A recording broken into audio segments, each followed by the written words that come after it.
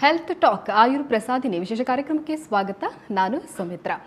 ನಾವು health talk ಆಯುರ್ ಪ್ರಸಾದಿನಿ ಕಾರ್ಯಕ್ರಮದಲ್ಲಿ ಈ ಹಿಂದಿನ ಸಂಚಿಕೆಗಳಲ್ಲಿ ಆರೋಗ್ಯ ಸಂಬಂಧಿ ಕಾಯಿಲೆಗಳ ಬಗ್ಗೆ ಹಲವಾರು ವಿಚಾರಗಳನ್ನು ಮಾತನಾಡಿದ್ವಿ. ವೈದ್ಯರು ನಮಗೆ ಸೂಕ್ತ ಸಲಹೆ ಸೂಚನೆಗಳನ್ನು ಕೂಡ ನೀಡಿದರು. ಇವತ್ತು ಹೆಲ್ತ್ ಟಾಕ್ 8ನೆಯ ಸಂಚಿಕೆ. ಇವತ್ತಿನ ಸಂಚಿಕೆಯಲ್ಲಿ ನಾವು ಋತುಚಕ್ರದಲ್ಲಿ ಉಂಟಾಗುವಂಥ ಏರುಪೇರು, ಇವುಗಳಿಂದ ಉಂಟಾಗುವಂಥ ಸಮಸ್ಯೆಗಳು ಏನು, ಅದರ ಜೊತೆಗೆ ಇದಕ್ಕೆ ಸೂಕ್ತವಾಗಿರುವಂಥ ಚಿಕಿತ್ಸಾ ವಿಧಾನ ಏನು, ಇವೆಲ್ಲವನ್ನ ಮಾತನಾಡಲಿಕ್ಕಿದ್ದೀವಿ. ಓಕೆ, ಇವಾಗ ಋತುಚಕ್ರ ಸಾಮಾನ್ಯ ಭಾಷೆಯಲ್ಲಿ ಹೇಳೋದು ಅಂತ ಹೇಳಿದರೆ ಮುಟ್ಟು ಅಂತ ನಾವೆಲ್ಲ ಹೇಳ್ತೀವಿ. ಈ ಒಂದು ಮುಟ್ಟು ಅನ್ನುವಂಥದ್ದು ಪ್ರತಿಯೊಬ್ಬ ಹೆಣ್ಣಿಗೆ ಕೂಡ ಪ್ರತಿ ತಿಂಗಳು ಆಕೆಯ ದೇಹದಲ್ಲಿ ಆಗುವಂತಹ ವ್ಯವಸ್ಥೆ.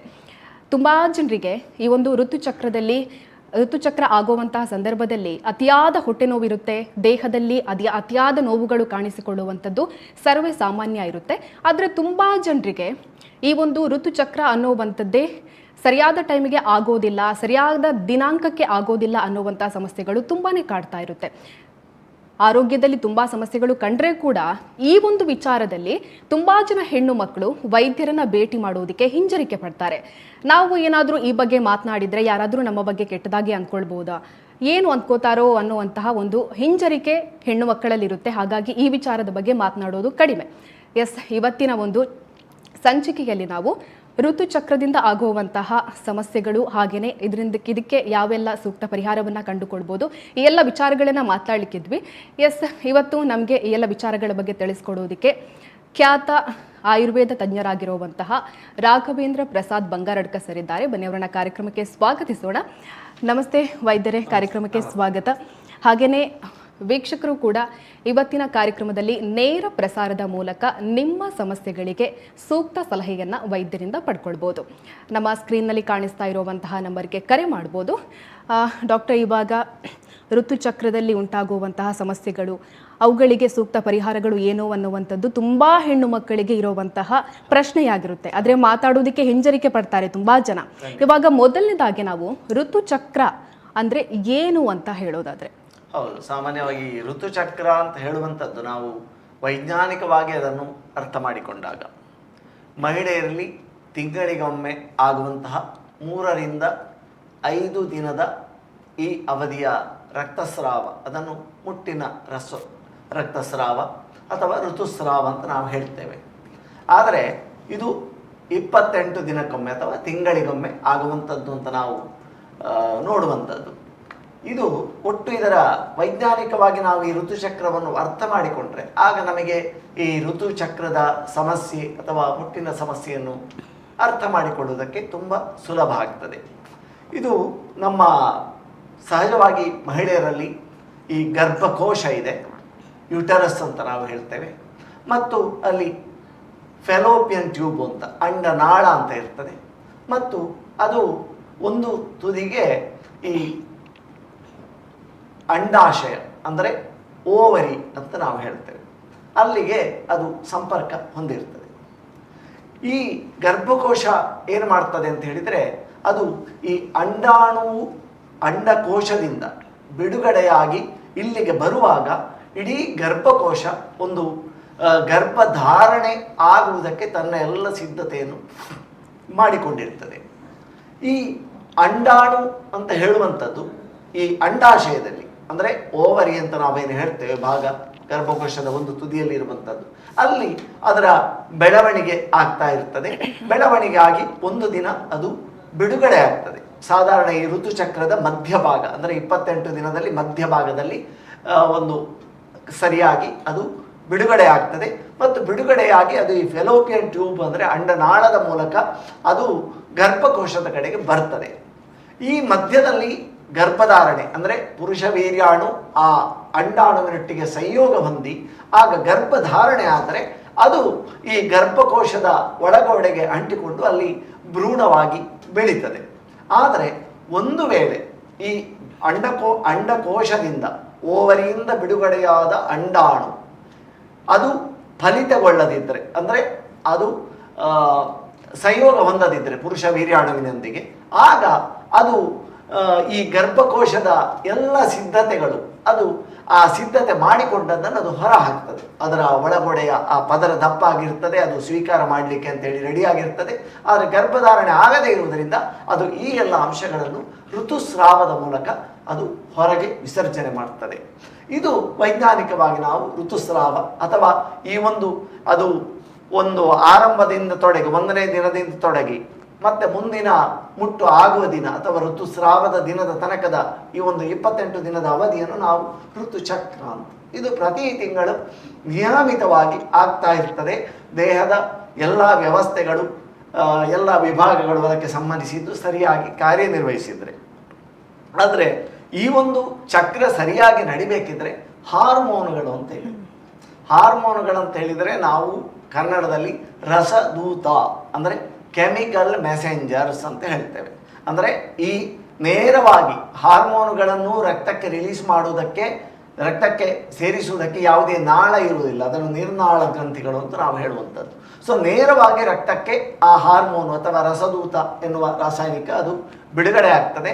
ಬಿಡುಗಡೆಯಾಗಿ ಅದು ತನ್ನ ಸಂದೇಶ ಅಂದರೆ ತಾನು ಇಂಥ ಜಾಗಕ್ಕೆ ಹೋಗಿ ಏನು ಕೆಲಸ ಮಾಡಬೇಕಾಗಿದೆ ಆ ಕೆಲಸವನ್ನು ಅದು ಮಾಡುವ ಒಂದು ಸಂದೇಶವನ್ನು ಆ ರಸದೂತ ಹಾರ್ಮೋನು ಹೊತ್ತುಕೊಂಡಿರ್ತದೆ. ಹಾಗೆ ಇಲ್ಲಿ ನಮ್ಮ ಈ ಅಂಡಾಣು ಬಿಡುಗಡೆ ಆಗುವುದಕ್ಕೆ ಫಾಲಿಕಲ್ ಸ್ಟಿಮ್ಯುಲೇಟಿಂಗ್ ಹಾರ್ಮೋನು ಮತ್ತು ಇಲ್ಲಿ ಅದರ ತಯಾರಿ ಆಗಲಿಕ್ಕೆ ಇರುವಂಥದ್ದು, ಅದಕ್ಕೆಲ್ಲ ಅದರ ಬಿಡುಗಡೆ ಆಗುವುದರಲ್ಲಿ ಪಾತ್ರವಹಿಸುವಂಥದ್ದು ಎಲ್ಲ ಫಾಲಿಕಲ್ ಸ್ಟಿಮ್ಯುಲೇಟಿಂಗ್ ಹಾರ್ಮೋನು ಮತ್ತು ಲ್ಯೂಟಿನೈಸಿಂಗ್ ಹಾರ್ಮೋನ್ ಅಂತ. ಸೊ ಈ ಎಲ್ಲ ಹಾರ್ಮೋನುಗಳು ಮತ್ತೆ ಇದು ತನ್ನ ಪ್ರಭಾವವನ್ನು ಬೀರಿ ಅಂಡಾಣು ಬಿಡುಗಡೆ ಆಗುವುದಕ್ಕೆ ಅದು ಪೂರಕವಾಗಿ ಕೆಲಸ ಮಾಡ್ತದೆ. ಆದರೆ ಇಲ್ಲಿ ನಾವು ಇದರ ಏರುಪೇರು ಅಂದರೆ ಈ ಋತುಚಕ್ರ ಏರುಪೇರು ಆಗುವುದಕ್ಕೆ ಹಾರ್ಮೋನುಗಳ ಏರುಪೇರು ಒಂದು ಕಾರಣ ಆಗಿರುತ್ತದೆ. ಮತ್ತು ಮಹಿಳೆಯರಲ್ಲಿ ಸಾಮಾನ್ಯವಾಗಿ ಈಗ ಈ PCOD ಪಾಲಿಸಿಸ್ಟಿಕ್ ಓವರಿಯನ್ ಸಿಂಡ್ರೋಮ್ ಅಂತ ಅದಕ್ಕೆ ನಾವು ಹೇಳುವಂಥದ್ದು.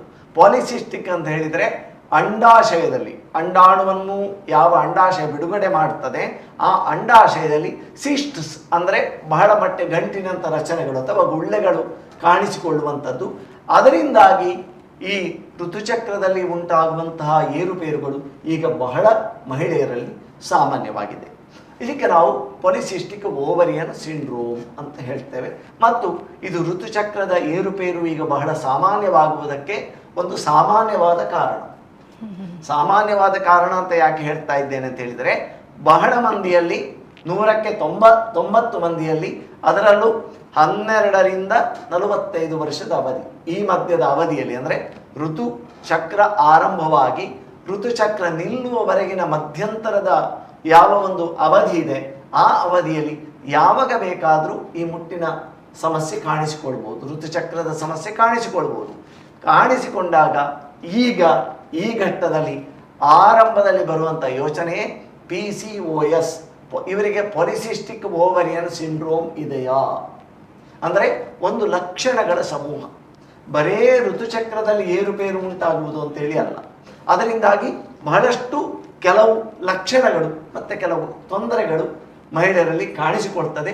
ಮತ್ತು ಈಗ 100ಕ್ಕೆ 40% ಮಹಿಳೆಯರಲ್ಲಿ ಇದು ಬಹಳ ಸಾಮಾನ್ಯವಾಗಿ ಬಿಟ್ಟಿದೆ ಅಂತ ಒಂದು ಅಂಕಿಅಂಶ ವರದಿ ಸ್ಟ್ಯಾಟಿಸ್ಟಿಕಲ್ ಡಾಟಾ ಹೇಳ್ತದೆ.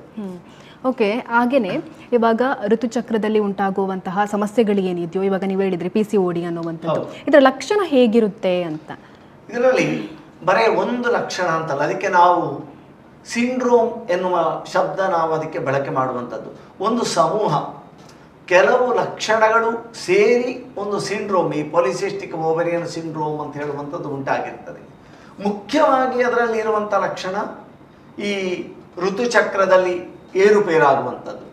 ಏರುಪೇರು ಅಂತ ಹೇಳಿದರೆ ಅದರಲ್ಲಿ ಬೇರೆ ಬೇರೆ ನಾನಾ ನಮೂನೆಗಳಿದೆ, ಎಲ್ಲರಲ್ಲಿ ಒಂದೇ ಥರದ ಏರುಪೇರಲ್ಲ.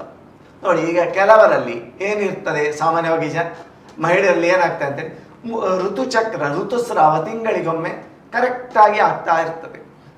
ಆದರೆ ಕೆಲವರಲ್ಲಿ ಒಂದು ಸಲ ಕರೆಕ್ಟ್ ಆಗ್ತದೆ 1 ತಿಂಗಳು, ಮತ್ತೊಂದು 2 ತಿಂಗಳು ಆಗೋದೇ ಇಲ್ಲ, ಮತ್ತೆ 3ನೇ ತಿಂಗಳು ಪುನಃ ಆಗ್ತದೆ. ಅದು ಒಂದು ರೀತಿಯ ಏರುಪೇರು. ಇನ್ನೊಂದು ದಿನ ಆಚೆ ಈಚೆ ಆಗುವಂಥದ್ದು. ಕೆಲವರಲ್ಲಿ ಆ ಕರೆಕ್ಟಾಗಿ ಆ ಒಂದು ತಿಂಗಳಿಗೆ ಇಂಥ ದಿನಾಂಕ ಇದೆ, 1 ದಿನ ಆಚೆ ಈಚೆ ಆಗ್ಬೋದು, ಅದು ತೊಂದರೆ ಇಲ್ಲ. ಆದರೆ 1 ವಾರ ಮುಂದೆ ಹೋಗುವಂಥದ್ದು, ಒಂದು ವಾರ ಮೊದಲೇ ಆಗುವಂಥದ್ದು, ಕೆಲವು ಸಲ ತುಂಬ ದಿನ 10 ದಿನಗಳ ಅಂತರದಲ್ಲಿ ಆಗುವಂಥದ್ದು. ಇದನ್ನು ನಾವು ನಮ್ಮ ರೋಗಿಗಳಲ್ಲಿ PCOS ಇರುವವರಲ್ಲಿ ಬಹಳ ಸಾಮಾನ್ಯವಾಗಿ ಕಾಣ್ತೇವೆ. ಇದು ಒಂದು ರೀತಿಯ ಏರುಪೇರು. ಇನ್ನೊಂದು ಏನಂತ ಹೇಳಿದರೆ, ಕೆಲವರಲ್ಲಿ ಆಗ್ತದೆ ಆದರೆ ಸರಿಯಾಗಿ ಆಗುವುದಿಲ್ಲ. ಸರಿಯಾಗಿ ಆಗುವುದಿಲ್ಲ ಅಂತ ಹೇಳಿದರೆ ಹೇಗೆ, ಆ ರಕ್ತಸ್ರಾವ ಯಾವ ಪ್ರಮಾಣದಲ್ಲಿ ಯಾವ ರೀತಿಯಲ್ಲಿ ಆಗಬೇಕು ಆ ಪ್ರಮಾಣದಲ್ಲಿ ಆಗುವುದಿಲ್ಲ. ಆಗಿದೆ ಅಂತ ಒಂದು ಹೆಸರಿಗೆ ತಿಂಗಳ ಋತುಸ್ರಾವ ಆಗಿರ್ತದೆ, ಆದರೆ ಬ್ಲೀಡಿಂಗ್ ಆಗಿರುವುದಿಲ್ಲ. ಎಷ್ಟೋ ಸಲ ಕೆಲವು ಡ್ರಾಪ್ಸ್ ಆಫ್ ಬ್ಲಡ್, ಕೆಲವು ಬಿಂದುಗಳಷ್ಟು ಮಾತ್ರವೇ ರಕ್ತಸ್ರಾವ ಆಗಿರ್ತದೆ. ಇದು ಒಂದು ರೀತಿ. ಇನ್ನು ಕೆಲವರಲ್ಲಿ ಹೇಗೆ ಅಂತ ಹೇಳಿದ್ರೆ, ಹೊಟ್ಟೆ ನೋವು ಬರ್ತದೆ ಆ ಟೈಮ್ ಆಗುವಾಗ, ಆದರೆ ಬ್ಲೀಡಿಂಗ್ ಆಗೋದಿಲ್ಲ. ಇದು ಮತ್ತೊಂದು ನಮೂನೆ. ಹೀಗೆ ಬೇರೆ ಬೇರೆ ರೀತಿಯಲ್ಲಿ ಏರುಪೇರುಗಳು ಕಾಣಿಸಿಕೊಳ್ಳುತ್ತದೆ. ಕೆಲವು ತಿಂಗಳುಗಳ ಕಾಲ ಇದು ಮುಂದುವರಿಬೋದು, ಕೆಲವು ತಿಂಗಳು ಆಗದೇ ಇರುವುದು, ಕೆಲವು ತಿಂಗಳು ಆಗುವುದು. ಈಗ ಮುಟ್ಟು ನಿಲ್ಲುವ ಅಥವಾ ಮೆನೋಪಾಸ್ ಅಂತ ಹೇಳುವ ಸಮಯ ಏನಿದೆ, ಆ ಸಮಯಕ್ಕೆ ಇದು PCOS ಅಲ್ಲದಿದ್ದರೂ ಸಹಜವಾಗಿ ಆಗ್ತದೆ.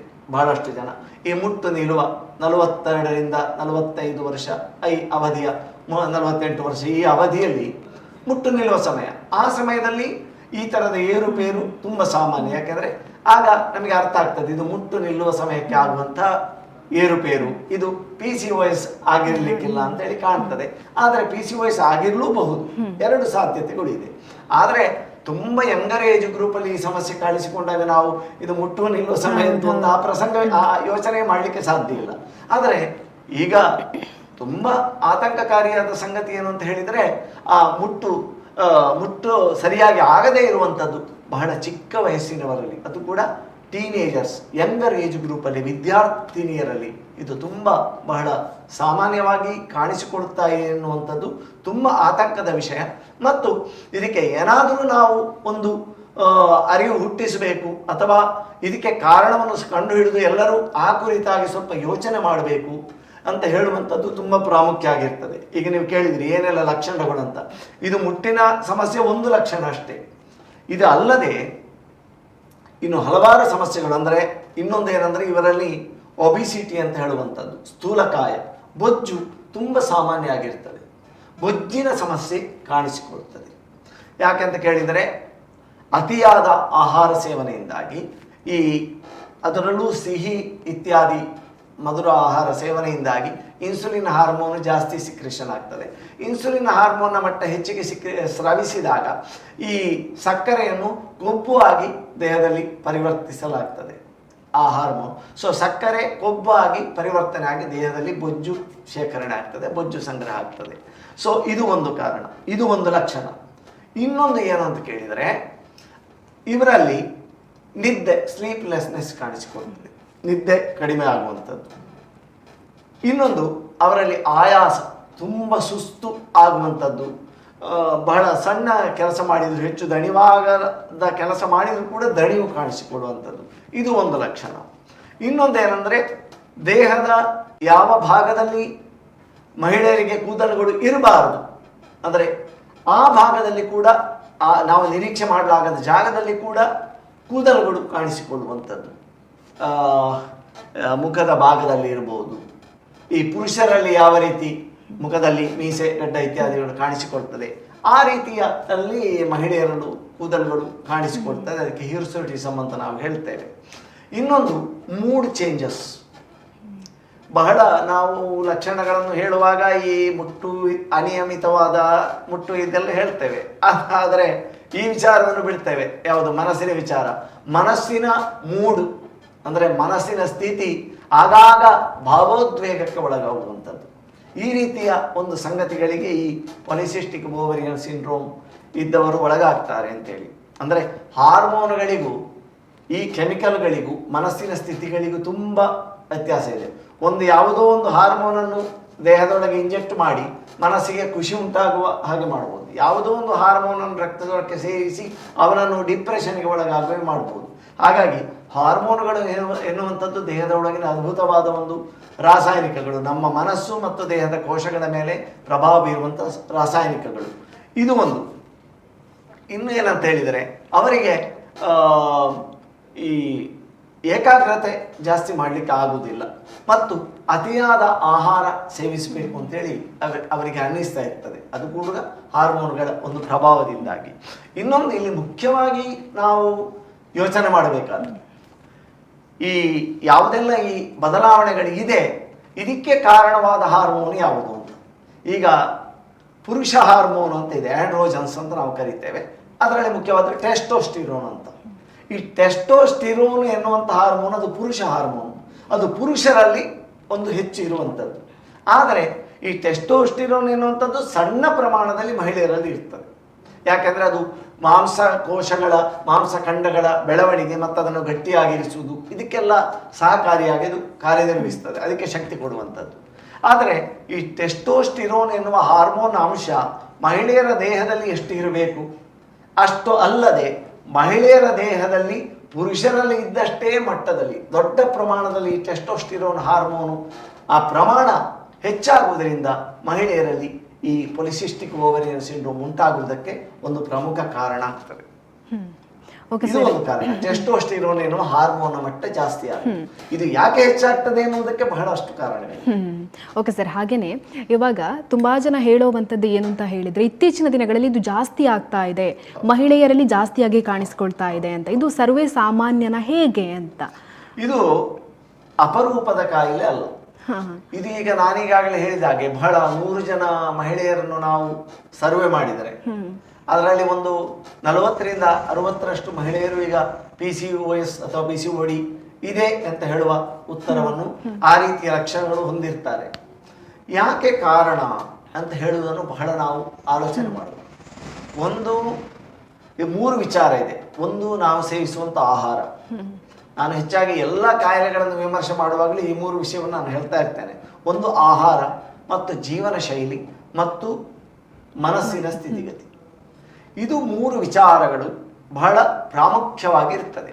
ಇದು 3 ಏನು? ಈಗ ಆಹಾರ ಅಂದರೆ ಏನು, ಆಹಾರದಲ್ಲಿ ಏನಾಗಿದೆ, ಜೀವನ ಶೈಲಿಯಲ್ಲಿ ಏನಾಗಿದೆ, ಮನಸ್ಥಿತಿಯಲ್ಲಿ ಏನಾಗಿದೆ.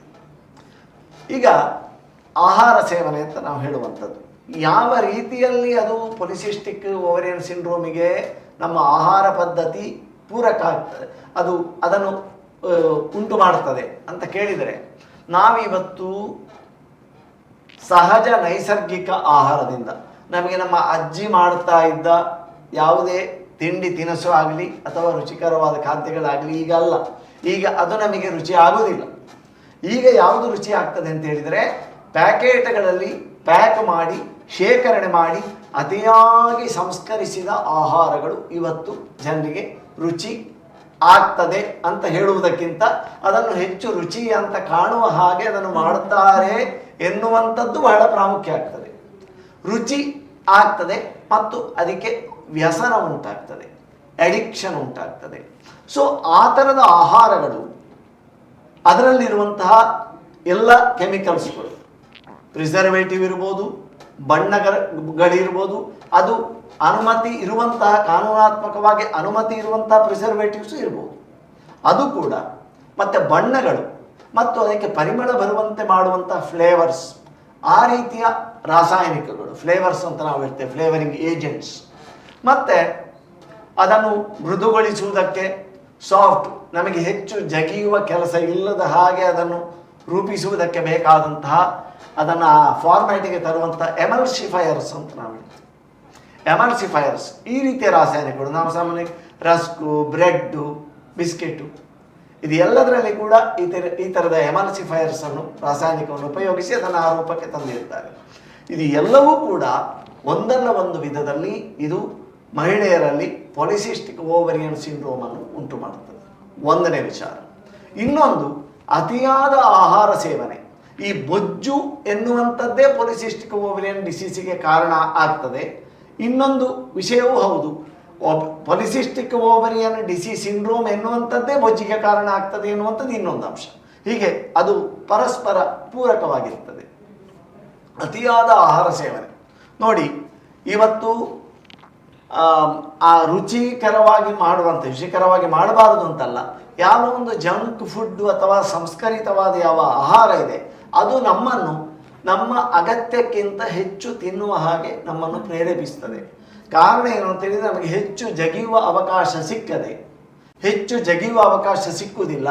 ಆದ ಕಾರಣ ಅದನ್ನು ಬೇಗ ಬೇಗ ತಿಂದು, ಯಾವಾಗ ಆಹಾರ ತೆಗೆದುಕೊಳ್ಳುವ ವೇಗ ಹೆಚ್ಚಾಗ್ತದೆ, ಆಹಾರವನ್ನು ನಾವು ಗಬಗಬನೆ ತಿಂತೇವೆ, ಆಹಾರವನ್ನು ಅಥವಾ ಊಟವನ್ನು ನಾವು 5 ನಿಮಿಷದೊಳಗೆ ಮಾಡಿ ಮುಗಿಸ್ತೇವೆ ಅಂತ ಹೇಳಿದರೆ ಅರ್ಥ ಏನು ಅಂತ ಕೇಳಿದರೆ ನಾವು ದೇಹದ ಅಗತ್ಯಕ್ಕಿಂತ ಆಹಾರ ಹೆಚ್ಚು ಸೇವನೆ ಮಾಡ್ತಾ ಇದ್ದೇವೆ ಅಂತ. ಅಂದ್ರೆ ಅಷ್ಟರ ಒಳಗೆ ನಮ್ಮ ದೇಹಕ್ಕೆ ತುಂಬಿಸಿ ಆಯಿತು. ದೇಹ ಯಾವಾಗ ಮೆದುಳು ನಮಗೆ ತೃಪ್ತಿ ಆಯಿತು, ಇನ್ನು ಸಾಕು ಅಂತ ಹೇಳುವ ಆ ಸಿಗ್ನಲ್ ಬರುವುದಕ್ಕಿಂತ ಮುಂಚೆಯೇ ನಾವು ಅದಕ್ಕೆ ಬೇಕಾದಕ್ಕಿಂತ ಹೆಚ್ಚು ತುಂಬಿಸಿ ಆಗಿರ್ತದೆ ನಮ್ಮ ಹೊಟ್ಟೆಗೆ. ಆ ಮೆದುಳಿಗೆ ಅದು ಆ ಸಿಗ್ನಲ್ ತಲುಪುವುದಕ್ಕೂ ಅಷ್ಟು ಸಮಯಾವಕಾಶ ಇಲ್ಲದ ವೇಗದಲ್ಲಿ ನಾವು ತಿಂದಿರ್ತೇವೆ. ಒಂದು 20 ನಿಮಿಷ ಅವಧಿ ಒಂದು ಸಾಮಾನ್ಯವಾಗಿ ಊಟಕ್ಕೆ ನಿಧಾನವಾಗಿ ಸಹಜವಾಗಿ ಸಹಜವಾಗಿ ಊಟ ಮಾಡುವುದಕ್ಕೆ 20 ನಿಮಿಷ ಆದರೂ ಬೇಕು. ಅಷ್ಟು ಹೊತ್ತಿನಲ್ಲಿ ನೀವು ನಿಧಾನಕ್ಕೆ ತಿಂದರೆ ಆಗ ಮೆದುಳು ಆ ತೃಪ್ತಿಯ ಸಂಕೇತವನ್ನು ರವಾನೆ ಮಾಡ್ತದೆ. ನೀವು ಕಡಿಮೆ ಆಹಾರ ಸೇವನೆಯಲ್ಲಿ ನಿಮಗೆ ತೃಪ್ತಿ ಉಂಟಾಗ್ತದೆ. ಹೆಚ್ಚು ತಿಂತಾರೆ 25 ನಿಮಿಷದಲ್ಲಿ ತಿಂದರೆ ನೀವು ಅದಕ್ಕೆ ಅಷ್ಟು ಪುರುಸೊತ್ತು ಕೊಡೋದಿಲ್ಲ ನಾವು ಮೆದುಳಿಗೆ ಅದನ್ನು ಗ್ರಹಿಸಲಿಕ್ಕೆ, ಹೊಟ್ಟೆ ತುಂಬಿತಾ ಇಲ್ವಾ ಅಂತ. ಸೊ ಅಷ್ಟು ವೇಗವಾಗಿ ಆಹಾರ ತಗೊಂಡು ಬೊಜ್ಜಿನ ಅಪಾಯಕ್ಕೆ ಒಳಗಾಗ್ತೇವೆ. ಪಿಷ್ಟ ಪದಾರ್ಥ, ಸಕ್ಕರೆ, ಸಿಹಿ ಪದಾರ್ಥಗಳ ಅತಿ ಸೇವನೆ ದೇಹದಲ್ಲಿ ಬೊಜ್ಜಾಗಿ ಶೇಖರಣೆ ಆಗ್ತದೆ. ಸೊ ಅದರಿಂದಾಗಿ ಒಬಿಸಿಟಿಗೆ ಒಂದು ಕಾರಣ ಆಗ್ತದೆ. ಒಬಿಸಿಟಿ ಕಾರಣ ಆಗ್ತದೆ. ಮತ್ತೆ ಅದು ಕೂಡ ಒಂದು ಪಾಲಿಸಿಸ್ಟಿಕ್ ಓವೇರಿಯನ್ ಸಿಂಡ್ರೋಮಿನ ಒಂದು ಕಾರಣ ಆಗಿ ಪರಿಣಮಿಸ್ತದೆ. ಇದು ಒಂದು ವಿಚಾರ. ಆಹಾರ ಸೇವನೆಯಲ್ಲಿ ನಾವು ಅಲ್ಟ್ರಾ ಪ್ರೊಸೆಸ್ಡ್ ಫುಡ್ ಇವತ್ತು ಎಷ್ಟರ ಮಟ್ಟಿಗೆ ಹೇಳಿದರೆ ಒಂದೊಂದು ಘನತೆಯ ಸಂಕೇತ ಆಗಿದೆ. ಬಾಟಲಿಗಳಲ್ಲಿ ತುಂಬಿಸಿದ ಪಾನೀಯ, ಈ ತಂಪು ಪಾನೀಯ ಕೊಟ್ಟರೆ ಅದು ನಿಜವಾಗಿ ದೇಹಕ್ಕೆ ತಂಪಲ್ಲ, ನಾಲಿಗೆಗೆ ಮಾತ್ರ ತಂಪಷ್ಟೇ. ಅದನ್ನು ಕೊಟ್ಟರೆ ಅದು ಒಂದು ಪ್ರೆಸ್ಟೀಜ್, ಘನತೆಯ ಪ್ರಶ್ನೆ. ಮತ್ತು ಅದುವೇ ಬಹಳ ಆಕರ್ಷಕವಾಗಿ ಇವತ್ತು ಮತ್ತೆ ಅದುವೇ ಒಂದು ನಿಜವಾದ ಆಹಾರ ಎನ್ನುವ ರೀತಿ ನಾವು ಬಿಂಬಿಸ್ತಾ ಇದ್ದೇವೆ. ನಮಗೆ ಮಜ್ಜಿಗೆ ನೀರು ಕುಡಿಯುವುದು ಅಥವಾ ಎಳನೀರು ಸೇವನೆ ಮಾಡುವಂಥದ್ದು ಅಥವಾ ನಿಂಬೆ ಹುಳಿಯ ಶರಬತ್ತು ನಾವು ಮಾಡಿ ಕುಡಿಯುವಂಥದ್ದು ಇದು ಹೆಚ್ಚು ರುಚಿಕರವಾಗಿ ಕಾಣುವುದಿಲ್ಲ, ಹೆಚ್ಚು ಆಸಕ್ತಿದಾಯಕವಾಗಿ ಕಾಣುವುದಿಲ್ಲ. ಯಾಕೆಂದರೆ ನಾವು ಮತ್ತೆ ಇದನ್ನು ಮೀರಿಸುವಂತೆ ಆಕರ್ಷಕವಾಗಿ ಅದರ ಬಣ್ಣ, ರುಚಿ, ಫ್ಲೇವರ್ಸ್ ಇತ್ಯಾದಿಗಳಲ್ಲಿ ಅದನ್ನು ರಾಸಾಯನಿಕಗಳಿಂದ ತುಂಬಿ ಆ ರೀತಿ ಆ ಕೃತಕ ಪೇಯಗಳನ್ನು ರೂಪಿಸಲಾಗಿರ್ತದೆ ಒಂದು. ಇನ್ನೊಂದು ಕೃತಕವಾದ ಆಹಾರ ವಿಧಾನಗಳು ಅಷ್ಟೇ, ಪ್ಯಾಕೆಟ್ಗಳಲ್ಲಿ ಶೇಖರಣೆ ಆಗಿ ಬಂದಿರುವಂಥದ್ದು. ಅದರಲ್ಲಿ ಬೇರೆ ಬೇರೆ ರೀತಿಯ ನಮ್ಮ ಮೆದುಳಿಗೆ ಒಂದು ಉತ್ತೇಜನ ನೀಡುವಂಥ ಮೊನೋಸೋಡಿಯಂ ಗ್ಲುಟಾಮೇಟ್ನಂಥ ಅಂಶಗಳು ಇವತ್ತು ಎಷ್ಟು ಮಟ್ಟಿಗೆ ಅಂದರೆ ಮಕ್ಕಳಲ್ಲೇ ಈ PCOD ಯಾವುದು ಪ್ಯೂಬರ್ಟಿ 13, 14, 15 ವರ್ಷದ ಮಕ್ಕಳಲ್ಲಿ PCOD ಕಾಣಿಸಿಕೊಳ್ತದೆ. ಯಾಕಂದರೆ ತಂದೆ ತಾಯಂದಿರು ಮಕ್ಕಳ ಮೇಲೆ ಮುದ್ದು ಅಂತ ಅಥವಾ ಪ್ರೀತಿ ಮಾಡುವುದು ಅಂತ ಹೇಳುವ ಇದರಲ್ಲಿ ಬರ್ತ್ಡೇ ಅಥವಾ ವಿಶೇಷ ಸಂದರ್ಭ ಮಕ್ಕಳನ್ನು ಖುಷಿಪಡಿಸುವುದಕ್ಕೆ ಇಂಥ ಅಲ್ಟ್ರಾ ಪ್ರೊಸೆಸ್ಡ್ ಅತಿ ಸಂಸ್ಕರಿಸಿದ ಆಹಾರಗಳನ್ನು ಅವರಿಗೆ ಅಭ್ಯಾಸ ಮಾಡಿಸಿ ತಂದೆ ತಾಯಿಗಳೇ ಅದನ್ನು ಮಾಡಿಬಿಟ್ಟಿದ್ದಾರೆ. ಅದಕ್ಕೆ ಅವರು ಮುದ್ದು ಮಾಡುವುದು ಅಥವಾ ಮಕ್ಕಳ ಮೇಲಿನ ಪ್ರೀತಿ ಎಂಬ ಹೆಸರನ್ನು ಕೊಟ್ಟಿದ್ದಾರೆ. ಆದರೆ ಇದು ಮಕ್ಕಳ ಮುದ್ದು ಮಾಡುವ ಹೆಸರಿನಲ್ಲಿ, ಮಕ್ಕಳನ್ನು ಪ್ರೀತಿ ಮಾಡುವ ಹೆಸರಿನಲ್ಲಿ ಮಕ್ಕಳ ಶತ್ರುಗಳಾಗಿರ್ತಾರೆ ಇಂಥ ತಂದೆ ತಾಯಂದಿರು ಮಕ್ಕಳಿಗೆ ಅದನ್ನು ಕೊಡುವುದರ ಮೂಲಕ. ಆದ ಕಾರಣ ಇವತ್ತು ಬಹಳ ಸಣ್ಣ ಎಷ್ಟೋ ಮಂದಿ ವಿದ್ಯಾರ್ಥಿನಿಯರಲ್ಲಿ ಈ ಸಮಸ್ಯೆ ಬಹಳ ವ್ಯಾಪಕವಾಗಿದೆ. ಅದು ಸಾಮಾನ್ಯ ಹೀಗೆ ನೋಡಿದರೆ ಗೊತ್ತಾಗೋದಿಲ್ಲ. ಈಗ ನೀವು ಹೇಳಿದಾಗೆ ಅದು ಬಹಳ ಮುಜುಗರ, ಇನ್ನೊಬ್ಬರಿಗೆ ಹೇಳುವುದಕ್ಕೆ ಮುಜುಗರ ಅಥವಾ ಹಿಂಜರಿಕೆ ಮಾಡುವಂತಹ ವಿಷಯ ಆಗಿರ್ತದೆ. ವೈದ್ಯರ ಹತ್ರ ಕೂಡ ಹೇಳಲಿಕ್ಕೆ ಸಂಕೋಚ ಆಗಿರುತ್ತೆ. ಆದರೆ ಅನಿವಾರ್ಯ ಆದಾಗ ವೈದ್ಯರ ಹತ್ರ ಅದನ್ನು ಈ ತಂದೆ ತಾಯಂದಿರು, ವಿಶೇಷವಾಗಿ ತಾಯಂದಿರು ತಮ್ಮ ಇಂಥ ಸಣ್ಣ ಪ್ರಾಯದ ಮಕ್ಕಳನ್ನು, ಹುಡುಗಿಯರನ್ನು ಕರ್ಕೊಂಡು ಬಂದು ಅದನ್ನು ವಿವರಿಸುತ್ತಾರೆ. ಈ ರೀತಿ ಆಹಾರದ ವಿಚಾರ ಬಂದು ಇವತ್ತು ಸಕ್ಕರೆ ವ್ಯಾಪಕ ಆಗಿದೆ. ನೋಡಿ, ಒಂದು ಬಹಳ ಕಾಮನ್ ಸೆನ್ಸ್, ನಾವು ಫುಡ್ ಇಂಡಸ್ಟ್ರಿ ಅಥವಾ ಆಹಾರೋದ್ಯಮ ಬಹಳ ಚೆನ್ನಾಗಿ ಬೆಳೀತಾ ಇದೆ ಅಂತ ಹೇಳಿದರೆ ಅರ್ಥ ಏನು? ಆಹಾರೋದ್ಯಮ ಈಗ ನಮ್ಮ ದೇಶದಲ್ಲಿ ಅಥವಾ ನಮ್ಮ ಸೊಸೈಟಿಯಲ್ಲಿ ಫುಡ್ ಇಂಡಸ್ಟ್ರಿ ಬಹಳ ಗ್ರೋತ್ ಆಗಿದೆ, ಆಹಾರೋದ್ಯಮ ಬಹಳ ಬೆಳವಣಿಗೆ ಆಗಿದೆ ಅಂತ ಹೇಳಿದರೆ ಅರ್ಥ ಏನು ಅಂತ ಕೇಳಿದರೆ ಆ ದೇಶದ ಆರೋಗ್ಯ ಸ್ಥಿತಿ ತುಂಬ ಹದಗೆಡ್ತಾ ಇದೆ ಅಂತ ಅರ್ಥ. ಕಾರಣ ಇಷ್ಟೇ, ಆಹಾರ ಉದ್ಯಮ ಆದಾಗ ಅಲ್ಲಿ ಆ ಉದ್ಯಮದ ಸ್ವರೂಪವನ್ನು ಪಡೆದುಕೊಂಡಾಗ ಅದನ್ನು ನಿಜವಾದ ಒಂದು ವಸ್ತುಗಳನ್ನು ಹಾಕಿ ಒಂದು ವಿಷಯ ಆಹಾರವನ್ನು ತಯಾರು ಮಾಡುವುದಕ್ಕೆ ಜಾಸ್ತಿ ಬೆಲೆ, ಜಾಸ್ತಿ ವ್ಯಯ ಆಗ್ತದೆ, ದುಡ್ಡಿನ ವ್ಯಯ ಆಗ್ತದೆ.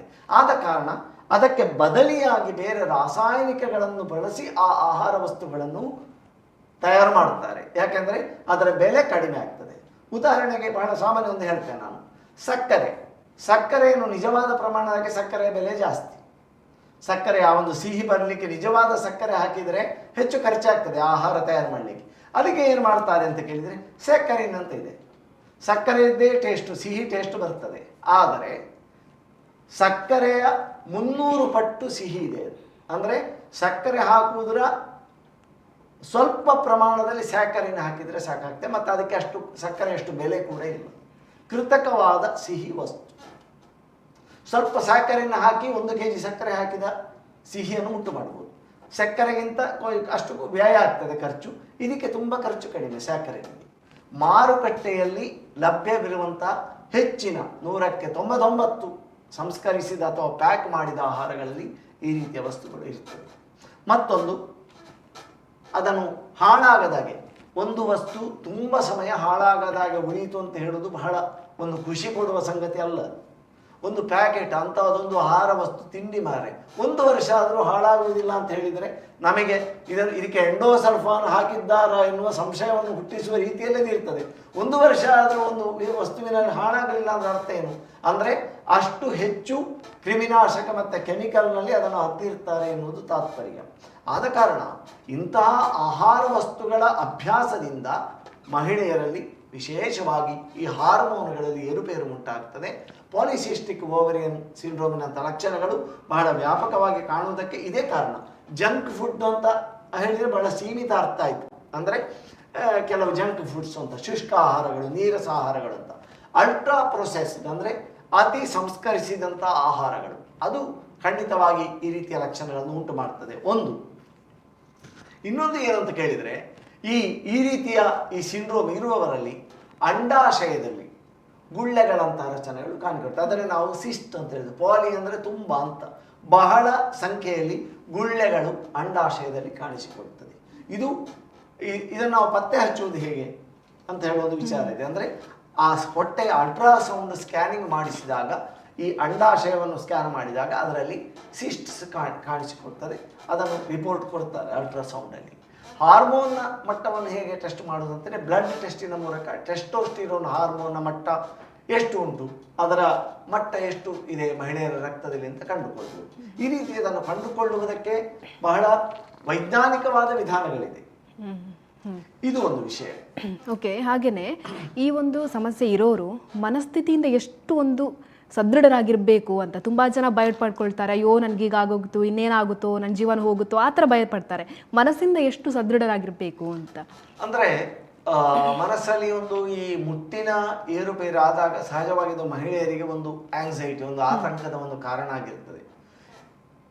ಯಾಕೆಂತ ಕೇಳಿದರೆ, ಈ ಮುಟ್ಟಿನ ಸಮಸ್ಯೆ ಬರುವುದರಿಂದ ಈ ಪಾಲಿಸಿಸ್ಟಿಕ್ ಓವರಿಯನ್ ಸಿಂಡ್ರೋಮ್ ಅಂತ ಏನಿದೆ, ಈ ಸಿಂಡ್ರೋಮ್ ಇದ್ದಾಗ ಅವರಲ್ಲಿ ಮುಂದಕ್ಕೆ ಗರ್ಭಧಾರಣೆ ಆಗದೇ ಇರುವಂಥ ಸಂದರ್ಭ ಬರುತ್ತದೆ. ಮತ್ತು ಸಂತಾನಹೀನತೆಯ ತೊಂದರೆ ಕೂಡ ಈ ಪಾಲಿಸಿಸ್ಟಿಕ್ ಓವರಿಯನ್ ಸಿಂಡ್ರೋಮ್ ಇರುವವರಲ್ಲಿ ಕಾಣಿಸಿಕೊಳ್ಳಬಹುದು. ಯಾಕಂದರೆ ಅದು ಬಹಳ ದೊಡ್ಡವಾದ ಅದರ ಒಂದು ದುಷ್ಪರಿಣಾಮ. ಪಾಲಿಸಿಸ್ಟಿಕ್ ಓವರಿಯನ್ ಹೆಚ್ಚಾಗಿ ಏನಾಗ್ತದೆ ಅಂತ ಕೇಳಿದರೆ, ಇದನ್ನು ಬಹಳ ಮೊದಲು ಅಸಡ್ಡೆ ಮಾಡ್ತಾರೆ. ನಂತರ ಮದುವೆಯಾಗಿ ಒಂದು 3 ವರ್ಷ 4 ವರ್ಷ ಆಗಿ ಮಕ್ಕಳು ಆಗುವುದಿಲ್ಲ ಅಂತ ಹೇಳಿದಾಗ ಅವರು ಅಷ್ಟವರೆಗೆ ಹಿಂಜರಿಕೆ ಇರ್ತದೆ. ಮತ್ತು ಮಕ್ಕಳು ಆಗುವುದಿಲ್ಲ ಅಂತ ಹೇಳಿದಾಗ ಪತಿ ಪತ್ನಿಯರಿಬ್ಬರು ಮಾತಾಡಿಕೊಂಡು ವೈದ್ಯರ ಹತ್ರ ಬರ್ತಾರೆ. ಆಗ ವೈದ್ಯರು ಇದಕ್ಕೆ ಸ್ಕ್ಯಾನಿಂಗ್ ಮಾಡಿಸುವ ಅಂತ ಹೇಳ್ತಾರೆ, ಇದಕ್ಕೆ ಬ್ಲಡ್ ಟೆಸ್ಟ್ ಮಾಡಿಸುವ ಅಂತ ಹೇಳ್ತಾರೆ. ಹಾಗೆಲ್ಲ ಮಾಡಿಸಿ ಎಲ್ಲ ನೋಡಿ ಮಾಡಿದಾಗ ಆಗ ಪಾಲಿಸಿಸ್ಟಿಕ್ ಓವರಿಯನ್ ಸಿಂಡ್ರೋಮ್ ಇದೆ ಅಂತ ಹೇಳಿ ಪತ್ತೆಯಾಗುವ ಸಂಭವ ತುಂಬ ಹೆಚ್ಚು. ಆದರೆ ಸ್ವಲ್ಪ ಇದರ ಬಗ್ಗೆ ಗೊತ್ತಿದ್ದವರು, ಸ್ವಲ್ಪ ಅದು ಇದು ಕೇಳ್ಕೊಂಡು ತಿಳ್ಕೊಂಡವರು ಏನಂದರೆ, ವೈದ್ಯರ ಬಳಿ ಇದನ್ನು ಸಂಪರ್ಕಿಸಿ ಮೊದಲೇ ಮದುವೆಗಿಂತ ಮುಂಚೆ ಈ ರೀತಿ ಏರುಪೇರಾದಾಗ ಅದಕ್ಕೆ ಪರಿಹಾರ ಏನು ಅಂತ ಕಂಡುಕೊಳ್ತಾರೆ. ಮತ್ತು ಇದಕ್ಕೆ ಇನ್ನೊಂದು ರೀತಿಯ ಕಾರಣ ಮಹಿಳೆಯರಲ್ಲಿ ಏನು ಅಂತ ಹೇಳಿದರೆ, ಈ ಕೆಲಸದ ಸ್ವರೂಪಗಳು.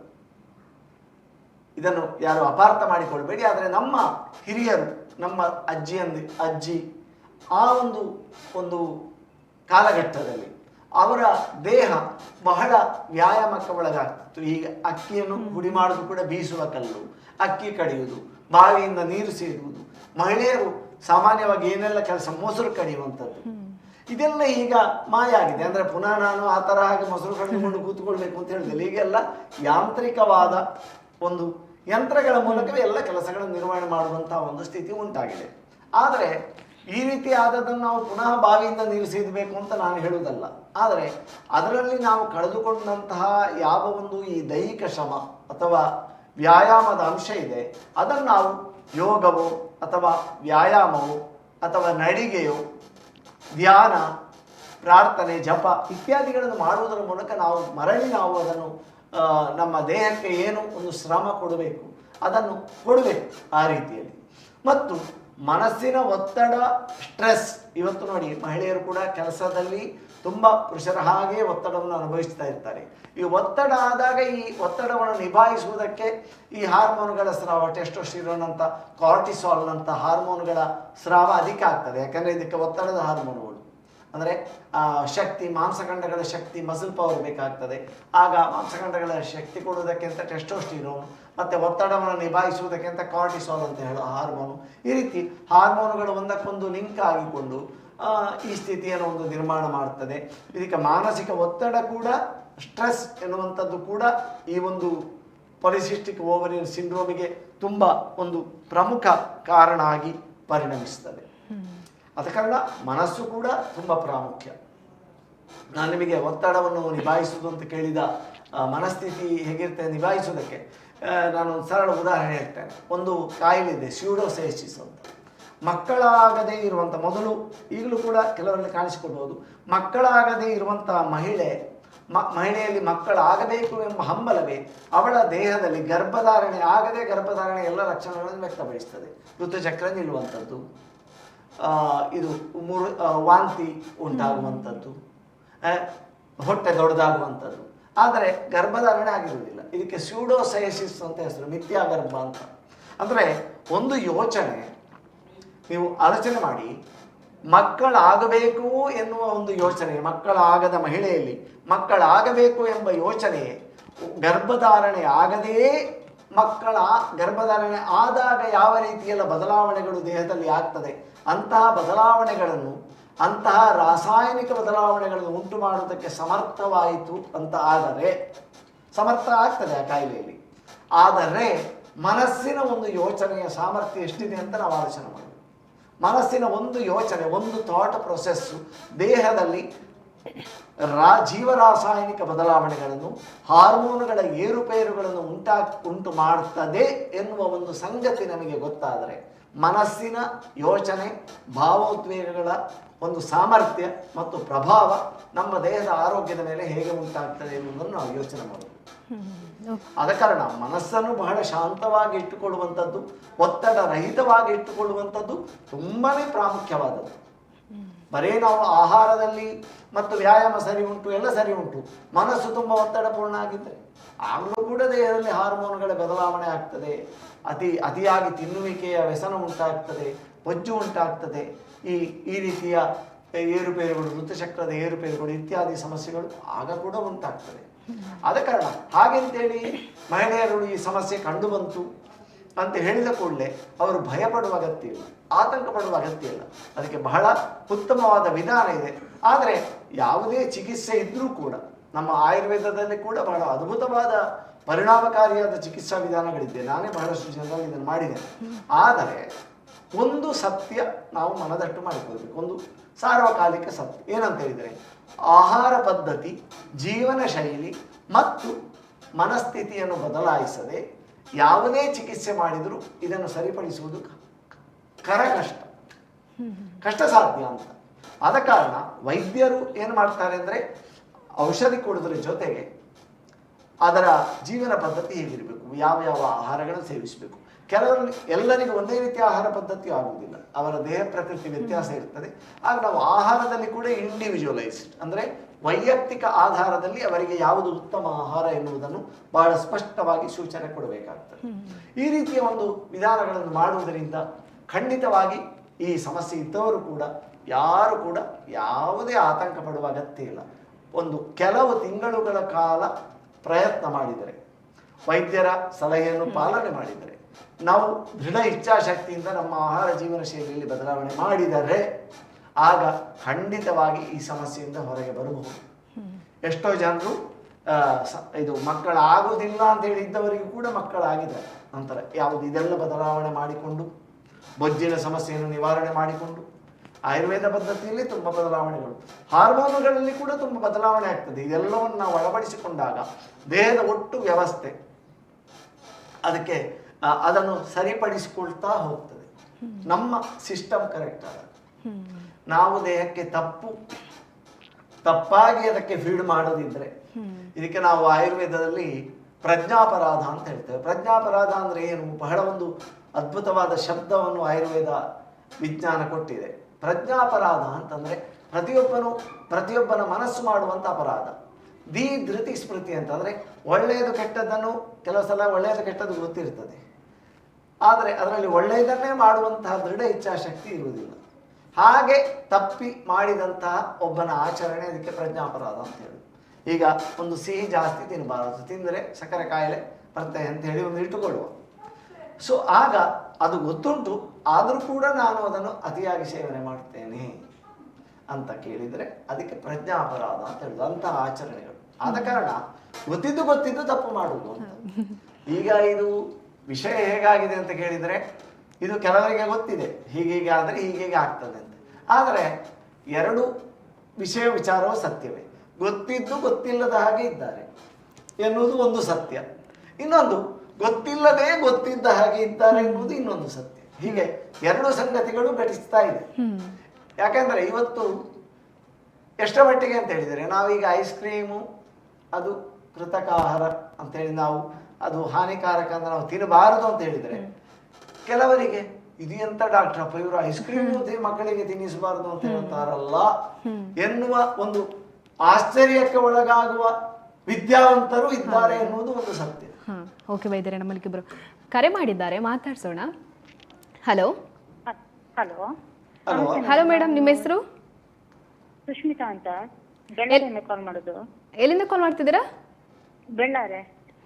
ಓಕೆ, ವೈದ್ಯರಿದ್ದಾರೆ, ಮಾತಾಡಿ. ಸರ್ ನಮಸ್ತೆ. ಹೇಳಿ ಅಮ್ಮ, ಹೇಳಿ. ಸರ್ ಪೀರಿಯಡ್ಸ್ ಟೈಮಲ್ಲಿ ತುಂಬಾ ಪೇನ್ ಬರುತ್ತೆ ಸರ್. ಯಾವುದು? ಅದಕ್ಕೆ ಏನ್? ಹಲೋ ಹೇಳಿ. ಪೀರಿಯಡ್ಸ್ ಟೈಮಲ್ಲಿ ತುಂಬಾ ಪೇನ್ ಬರುತ್ತೆ ಸರ್. ಪೀರಿಯಡ್ಸ್ ಅದಕ್ಕೆ ಸೊಲ್ಯೂಷನ್ಸ್ ಏನು ಸರ್?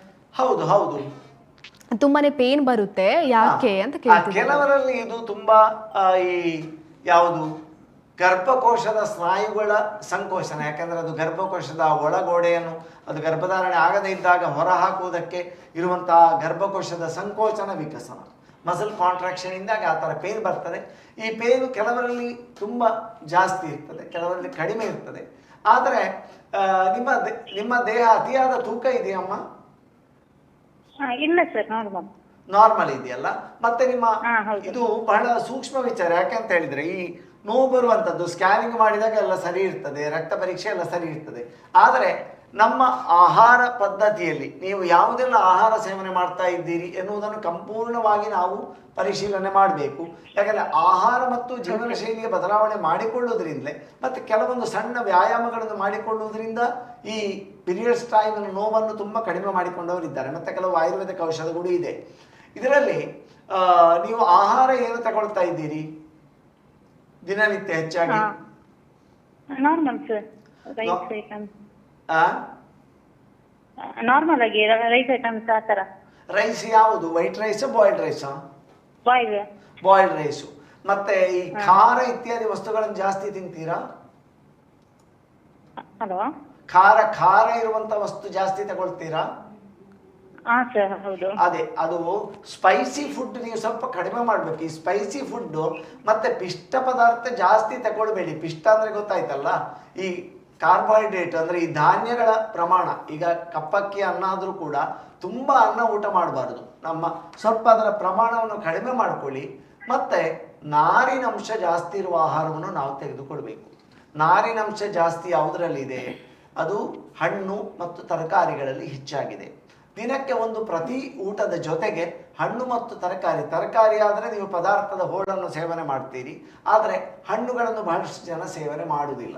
ಇದು ಒಂದು ವಿಷಯ. ಯಾಕಂದರೆ ಈ ನಾರಿನ ಅಂಶ ಅತಿಯಾಗಿ ಹೋಗುವುದಿಲ್ಲ. ನಾವು ಬರೀ ಈ ನಾರಿನಂಶ ಇಲ್ಲದ ಜಂಕ್ ಫುಡ್ಗಳನ್ನು ತುಂಬ ಸೇವನೆ ಮಾಡ್ತಾ ಇರ್ತೇವೆ. ಮತ್ತು ಅನ್ನ ಊಟ ಮಾಡಿದರೆ ಎಲ್ಲ ಆಯಿತು, ಊಟ ಆಯಿತು ಅಂತ ತಿಳ್ಕೊಳ್ತೇವೆ. ನಾವು ಹಣ್ಣು ಮತ್ತು ತರಕಾರಿಗಳ ಬಗ್ಗೆ ನಾವು ಹೆಚ್ಚು ಗಮನ ಹರಿಸುವುದಿಲ್ಲ. ಆದ ಕಾರಣ ಫೈಬರ್ ಕಂಟೆಂಟ್ ಅಂದರೆ ನಾರಿನಂಶ ಇರುವ ಆಹಾರಗಳನ್ನು ಜಾಸ್ತಿ ಸೇವನೆ ಮಾಡಿ. Okay okay sir. ಮತ್ತೆ ನಿಮ್ಮ ವಯಸ್ಸು ಎಷ್ಟು? ನನ್ನದು 26. ಎಷ್ಟು? 26. ಹೌದು. ತುಂಬ ಸಣ್ಣ ವಯಸ್ಸಿನವರಿದ್ದೀರಿ ನೀವು. ಈ ಸಂಸ್ಕರಿಸಿದ ಆಹಾರಗಳು ಮತ್ತೆ ನಿಮ್ಮ ಏನು ಕೆಲಸ ಮಾಡ್ತಾ ಇದ್ದೀರಿ? ನಾನು ವಿಡಿಯೋ ಎಡಿಟರ್ ಸರ್. ಯಾವುದರಲ್ಲಿ?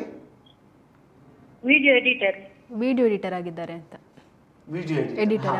ಕಂಪ್ಯೂಟರ್ ಮುಂದೆ ತಾವು ಬಹಳ ಹೊತ್ತು ಕೂತ್ಕೊಳ್ಳುವಂತ ನೇಚರ್ನ ಸ್ವಭಾವದ ಕೆಲಸದಲ್ಲಿ ಇದ್ದೀರಿ ಅಲ್ವಾ? ಹೌದು. ಸ್ವಲ್ಪ ವ್ಯಾಯಾಮದ ಕೊರತೆ ಇರಬಹುದು ನಿಮಗೆ. ಸ್ವಲ್ಪ ಬೆಳಿಗ್ಗೆ ಮತ್ತು ಸಾಯಂಕಾಲ ಒಂದು 20 ನಿಮಿಷ ಆದರೂ ಸ್ವಲ್ಪ ನೀವು ಯೋಗ ವ್ಯಾಯಾಮಗಳು, ಯಾರಾದರೂ ಉತ್ತಮ ಯೋಗ ಇನ್ಸ್ಟ್ರಕ್ಟರ್ ಇಂದ ಅಥವಾ ನೀವು ನಮ್ಮ ಆಸ್ಪತ್ರೆಗೆ ನೀವು ಭೇಟಿ ಕೊಟ್ಟರೆ ನಿಮಗೆ ಕೆಲವು ವ್ಯಾಯಾಮಗಳನ್ನು ನಾವು ತರಬೇತಿ ಕೊಡ್ತೇವೆ ಮತ್ತು ಕೆಲವು ಧ್ಯಾನ ವಿಧಾನವನ್ನು ಕಳಿಸ್ತೇವೆ. ಅದರಲ್ಲೇ ತುಂಬ ಈ ಒಂದು ಮುಟ್ಟಿನ ಸಂದರ್ಭದಲ್ಲಿ ಬರುವಂಥ ನೋವಿನ ಸಮಸ್ಯೆಯಿಂದ ಹೊರಬರಲಿಕ್ಕೆ ತುಂಬ ಸಹಕಾರಿಯಾಗ್ತದೆ. ಈ ಥರ ಕೆಲವು ಅಳವಡಿಸಿಕೊಳ್ಳಬಹುದು. ಮತ್ತು ಈ ಅಗಸೆ ಬೀಜ ಅಂತ ಇದೆ, ಫ್ಲಾಕ್ಸ್ ಸೀಡ್ಸ್ ಗೊತ್ತಿದೆಯಾ? ಅಗಸೆ ಬೀಜ ಅಂತ ಇರ್ತದೆ, ಫ್ಲಾಕ್ಸ್ ಸೀಡ್ಸ್ ಅಂತ ಮಾರುಕಟ್ಟೆಯಲ್ಲಿ ಸಿಗ್ತದೆ. ಇದನ್ನು ನೀವು ಬೇರೆ ಬೇರೆ ರೀತಿಯಲ್ಲಿ ಬಳಕೆ ಮಾಡಬಹುದು. ಈ PCOD ಇದ್ದವರು ಕೂಡ ಅಥವಾ ಮುಟ್ಟಿನ ಸಂದರ್ಭದಲ್ಲಿ ನೋವಿದ್ದವರು ಕೂಡ ಆದಷ್ಟು ಈ ಆಂಟಿ ಇನ್ಫ್ಲಾಮೇಟರಿ, ಆಂಟಿ ಆಕ್ಸಿಡೆಂಟ್ ಇರುವ ವಸ್ತುಗಳನ್ನು ಹೆಚ್ಚು ಬಳಸಬೇಕು. ಒಂದು ಮತ್ತೆ ನಾರಿನಂಶ ಜಾಸ್ತಿ ಇರುವಂತೆ, ಈಗ ಅಗಸೆ ಬೀಜದಲ್ಲಿ ತುಂಬ ನಾರಿನಂಶ ತುಂಬ ಹೆಚ್ಚು ಪ್ರಮಾಣದಲ್ಲಿ ಇದೆ. ಅದನ್ನು ಅಗಸೆ ಬೀಜವನ್ನು ಹುಡಿ ಮಾಡಿ ಮಜ್ಜಿಗೆಯಲ್ಲಿ ಕಲಸಿಕೊಂಡು ಕುಡಿಯುವಂಥದ್ದು, ಅಥವಾ ಅಗಸೆ ಬೀಜವನ್ನು ಹುಡಿ ಮಾಡಿ ಮಜ್ಜಿಗೆ ಪ್ಲಸ್ ಸ್ವಲ್ಪ ಅರಸಿನ ಪುಡಿ ಹಾಕಿ ಸೇರಿಸಿ ಕುಡಿಯುವಂಥದ್ದು ತುಂಬ ಉಪಕಾರಿಯಾಗ್ತದೆ. ಮತ್ತು ಒಂದು ರೀತಿಯ ರೆಸಿಪಿಗಳನ್ನು ನೀವು ಮಾಡಿ ಇಟ್ಕೊಳ್ಬೋದು. ಅಗಸೆ ಬೀಜ 1 ಕಪ್ಪು, ಕಡಲೆಬೇಳೆ 1 ಕಪ್ಪು, ಉದ್ದಿನ ಬೇಳೆ 1 ಕಪ್ಪು, ಇದನ್ನು ಮೂರನ್ನು ಹುರಿದು ಹುಡಿ ಮಾಡಿಕೊಳ್ಬೇಕು ಮಿಕ್ಸಿಯಲ್ಲಿ, ಗ್ರೈಂಡರಲ್ಲಿ. ನಂತರ ಇನ್ನೊಂದು ಕಡೆ ಕರಿಬೇವಿನ ಸೊಪ್ಪು ಮತ್ತು ಈ ಮೆಣಸು ಸಣ್ಣ ಪ್ರಮಾಣದಲ್ಲಿ, ತುಂಬ ಹಾಕಬಾರ್ದು ಯಾಕಂದರೆ ಖಾರ ಜಾಸ್ತಿ ಹೋಗಬಾರ್ದು. ಅದು ಮತ್ತೆ ಸ್ವಲ್ಪ ಎಣ್ಣೆ, ತೆಂಗಿನೆಣ್ಣೆ, ಗಾಣದ ತೆಂಗಿನೆಣ್ಣೆ, ಅದರಲ್ಲಿ ಅದನ್ನು ಹುರಿದಿಟ್ಕೊಂಡು ಮತ್ತೆ ಅದನ್ನು ಕೂಡ ಹುಡಿ ಮಾಡಿ ಇದಕ್ಕೆ ಮಿಕ್ಸ್ ಮಾಡಿ ಇಟ್ಕೊಳ್ಬೇಕು. ನಂತರ ಅದಕ್ಕೆ ಸ್ವಲ್ಪ ಜೀರಿಗೆ ಇತ್ಯಾದಿಗಳನ್ನು ಸೇರಿಸಿಕೊಂಡು ಅದನ್ನೊಂದು ಚಟ್ನಿ ಪುಡಿ ಥರ ಮಾಡಿ ಇಟ್ಕೊಳ್ಬೋದು. ಅಗಸೆ ಬೀಜದ ಚಟ್ನಿ ಪುಡಿ ಅಂತ ನಾವು ಹೇಳ್ತೇವೆ. ಅದನ್ನು ನಾವು ದಿನನಿತ್ಯ ಊಟದ ಒಟ್ಟಿಗೆ ಬಳಸಿದಾಗ ಅದರ ಔಷಧೀಯ ಅಂಶ ಕೊಡಿ. ಕರಿಬೇವಿನ ಸೊಪ್ಪು ಇದೆಯಲ್ಲ, ಇದು ನಿಮಗೆ ಕರಿಬೇವಿನ ಸೊಪ್ಪು ಅದರಲ್ಲಿ ಇರ್ತದೆ ಚಟ್ನಿ ಪುಡಿಯಲ್ಲಿ. ಅದು ನಿಮಗೆ ತುಂಬ ಈ ರೀತಿಯ ಈ ಮುಟ್ಟಿನ ಸಮಯದಲ್ಲಿ ಬರುವ ನೋವು ಕಡಿಮೆ ಆಗುವುದಕ್ಕೆ ಮತ್ತು ಬೊಜ್ಜಿನ ಅಂಶ ಕಡಿಮೆ ಆಗುವುದಕ್ಕೂ ಕೂಡ ತುಂಬ ಸಹಕಾರಿಯಾಗ್ತದೆ. ಇದನ್ನು ನೀವು ಒಂದು ಮಾಡಿ ಇಟ್ಕೊಳ್ಳಿ ಈ ರೀತಿಯಲ್ಲಿ, ಸಣ್ಣ ನೀವು ಮನೆಯಲ್ಲಿ ಮಾಡಿಕೊಳ್ಳುವಂಥ ರೆಸಿಪಿ. ಮತ್ತು ಕೂಡ ನಿಮಗೆ ಆ ಸಮಸ್ಯೆ ನಿವಾರಣೆ ಆಗಲಿಲ್ಲ ಅಂದರೆ ಆಗ ನಮ್ಮಲ್ಲಿಗೆ ಭೇಟಿ ಕೊಡಿ. ಆಗ ನೀವು ಅದಕ್ಕೆ ನಿಮಗೆ ಇನ್ನೂ ಬೇರೆ ವಿಧಾನಗಳನ್ನು, ನಾವು ವ್ಯಾಯಾಮದ ವಿಧಾನಗಳನ್ನೆಲ್ಲ ಹೇಳಿಕೊಡ್ಲಿಕ್ಕೆ ತುಂಬ ಅನುಕೂಲ ಆಗ್ತದೆ. ತಾವು ನಾನು ಹೇಳಿದ ಸಲಹೆಗಳನ್ನು ಗ್ರಹಿಸಿದ್ದೀರಿ ಅಂತ ಭಾವಿಸ್ತೇನೆ. ಓಕೆ, ಅವರಿಗೆ ಖಂಡಿತವಾಗ್ಲೂ ಗೊತ್ತಾಗಿರುತ್ತೆ ಸರ್, ಯಾಕಂದರೆ ತುಂಬ ಚೆನ್ನಾಗಿ ತಿಳಿಸ್ಕೊಟ್ಟಿದ್ದೀರಾ. ಹಾಗೆಯೇ ಇನ್ನಷ್ಟು ವಿಚಾರಗಳನ್ನ ಮಾತಾಡೋಣ. ವೀಕ್ಷಕರು, ಇನ್ನಷ್ಟು ವಿಚಾರಗಳನ್ನು ಮಾತಾಡ್ತೀವಿ ಸಣ್ಣ ವಿರಾಮದ ಬಳಿಕ.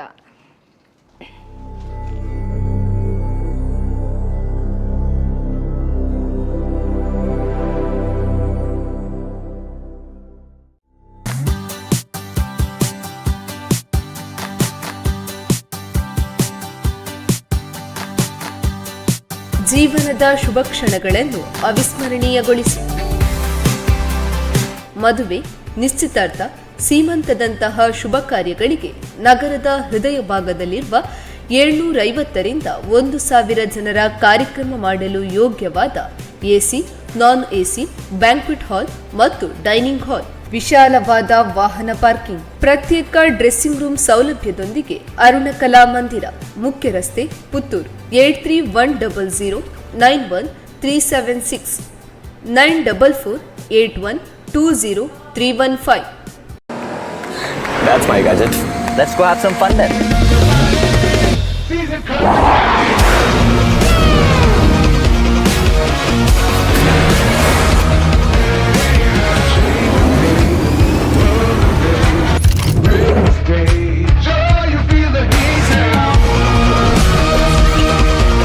Introducing the hot and techy Brezza SCNG. Cool new SCNG tech for a cool new generation.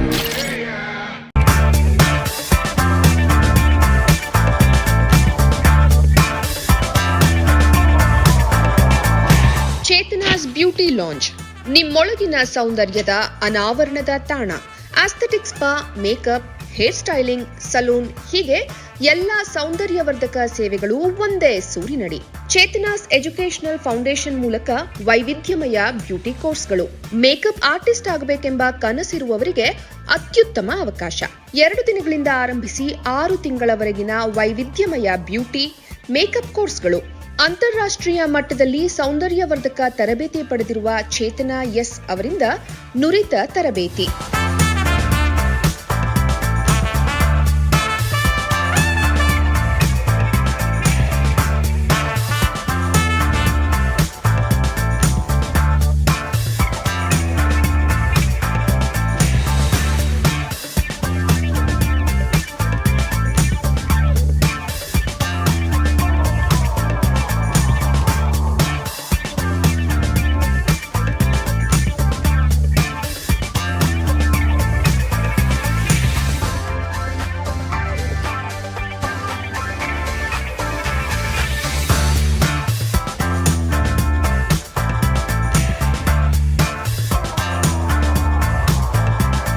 ಈ ಅದ್ಭುತ ಅವಕಾಶವನ್ನ ಸದುಪಯೋಗಪಡಿಸಿಕೊಳ್ಳಿ.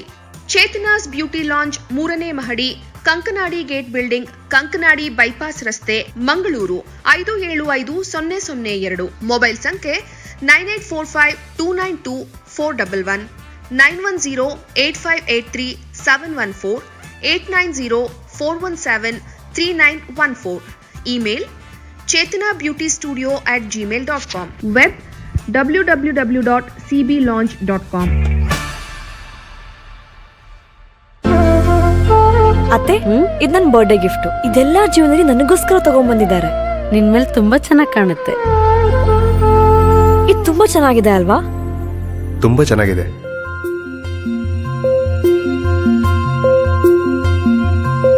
It will look really good on you. Amma? Huh? Mother is always son's first love.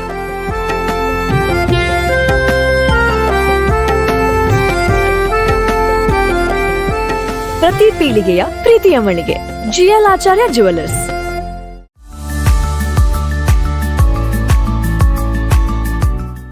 ಸ್ವಚ್ಛತೆಗೆ ಸದಾ ಹೊಸತನ ನೀಡುವ Kamila chemical ರವರ ಮತ್ತೊಂದು ಅದ್ಭುತ ಕೊಡುಗೆ ಮೈ ಸ್ನಾನ ಸೋಪ್. ಮನಸ್ಸಿಗೆ ಇಷ್ಟವಾಗುವ ಪರಿಮಳಯುಕ್ತ ಮತ್ತು ಆಹ್ಲಾದಕರ ಸ್ನಾನಕ್ಕಾಗಿ ಉಪಯೋಗಿಸಿ ಕಡಲೆ ಹುಡಿ ಮಿಶ್ರಿತ ಮೈ ಸ್ನಾನ ಸೋಪ್ ಫಾರ್ ನ್ಯಾಚುರಲ್ ಬ್ಯೂಟಿ ಹಾಗೂ ಗುರು ಡಿಟರ್ಜೆಂಟ್ ಲಿಕ್ವಿಡ್ 4 ಬಗೆಯ ಪರಿಮಳ, 4 ರೀತಿಯ ಕಲರ್ನಲ್ಲಿ. ಇಂದೇ ಸಮೀಪದ ಅಂಗಡಿಗಳಲ್ಲಿ ಕೇಳಿ ಪಡೆಯಿರಿ. Manufactured and marketed by Kamila chemical industries, Halegate, Bettampady, Sullia, Dakshina Kannada. Mobile 9448463101, 9902711871.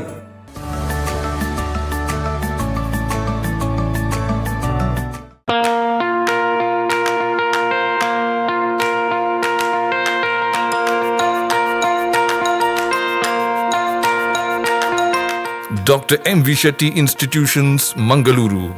Empowering dreams and achieving greatness since 1985. Dr. M.V. Shetty College prides itself in its history of 38 years. It undertook path-breaking initiatives in Indian higher education with the introduction of innovative and modern curricula, insistence on academic discipline, imparting of holistic education, and adoption of global higher education practices with the support of creative and dedicated staff. First private college in Karnataka offering diverse healthcare programs offers you multiple of courses.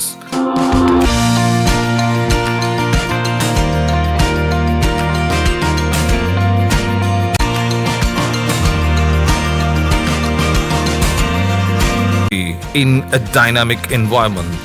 Dr. M.V. Shetty Institutions, Kavu Road, Vidyanagar, Mangaluru, Karnataka 575013. Contact 0824-248-1048, 0824-248-1096. Website www.mvshettycolleges.edu.in.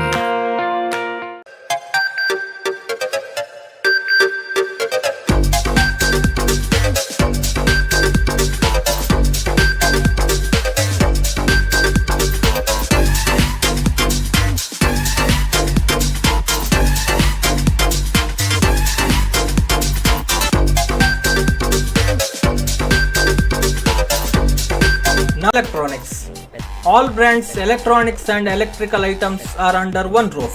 Navratan Electrical and Plumbing, opposite Sachin Traders, Main Road, Darbe, Puttur. Contact 8105973951, 9481644951, 9663814451, 08251 200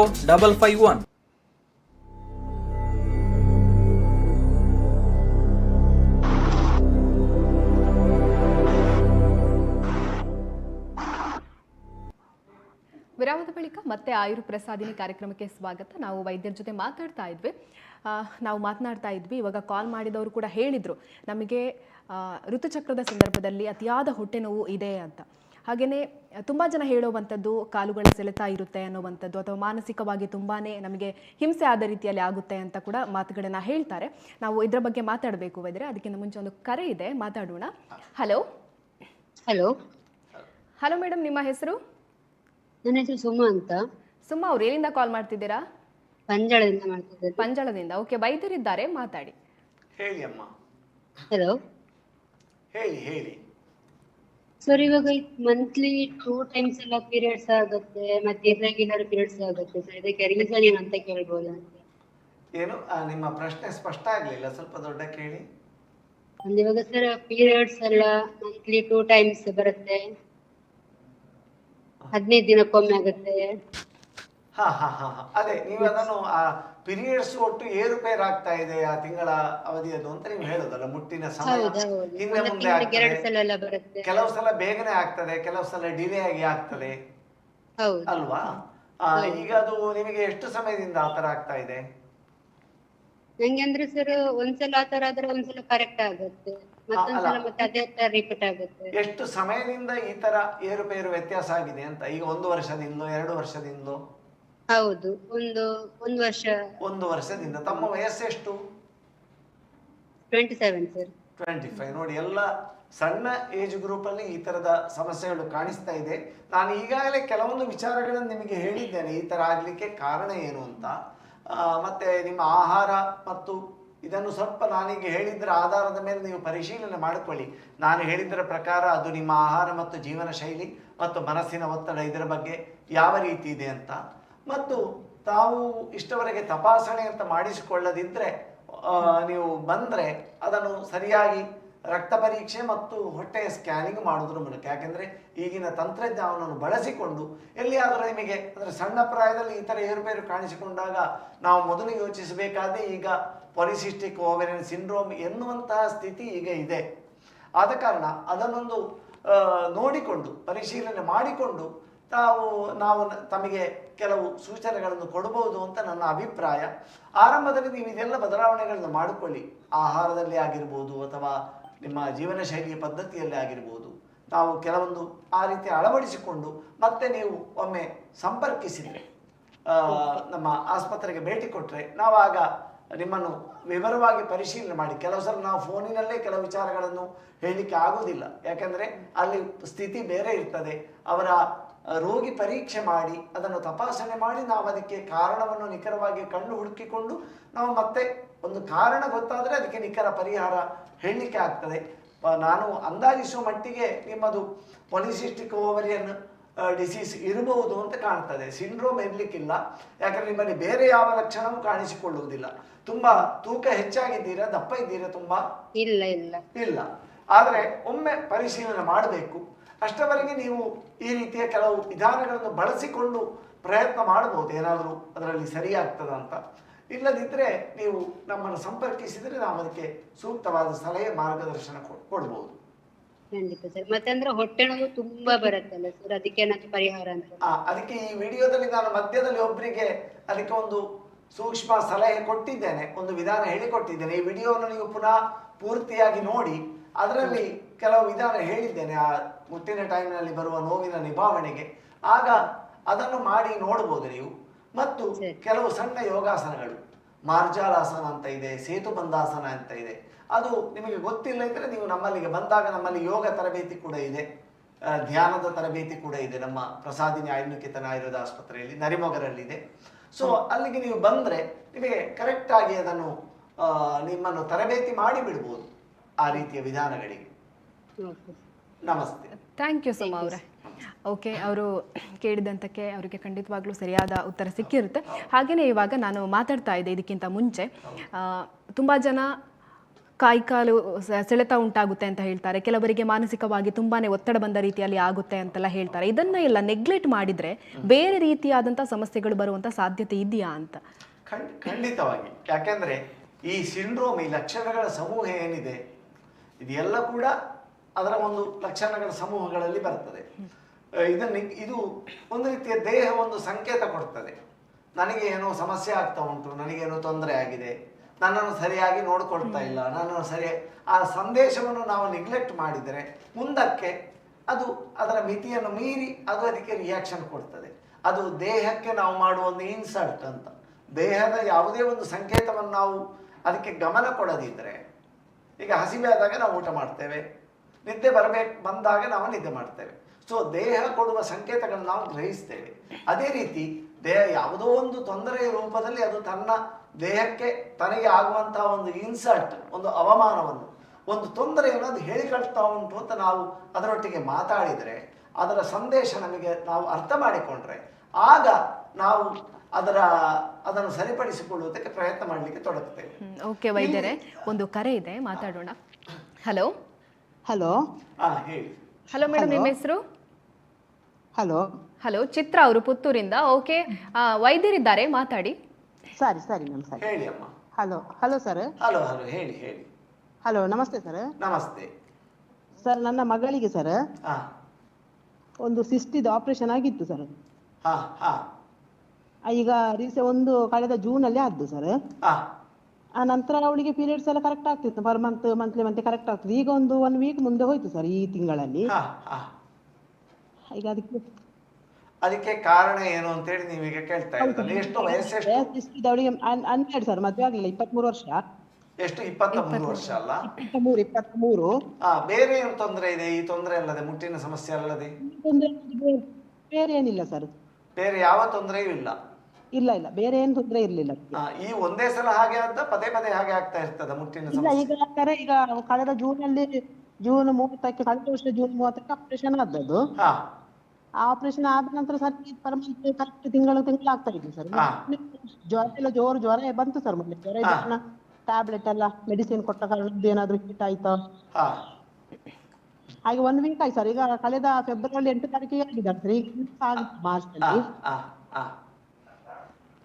ಈಗ ನಾನು ನಿಮಗೆ ಹೇಳ್ತಾ ಇರೋದು ಏನಂತೇಳಿ, ನೀವು ಒಮ್ಮೆ ಅದು ಏನು ಕಾರಣ, ಏನು ಮತ್ತೆ ಪುನಃ ಆತರ ಮುಟ್ಟಿನ ತೊಂದರೆ ಸಮಸ್ಯೆ ಬರುವುದಕ್ಕೆ ಕಾರಣ ಏನು ಅಂತೇಳಿ ನೋಡ್ಲಿಕ್ಕೆ ನೀವು ಒಮ್ಮೆ ಅವರನ್ನು ಕರ್ಕೊಂಡು ಬಂದರೆ, ಆಗ ನಾವು ಅದನ್ನು ಸರಿಯಾಗಿ ತಪಾಸಣೆ ಮಾಡಿ ಕಾರಣ ಕಂಡು ಕ್ಲಿನಿಕ್ ಬರಲ್ಲ ಸರ್ ಅಲ್ಲಿ. ಸರ್ ಕೇಳ್ತಾ ಇಲ್ಲ.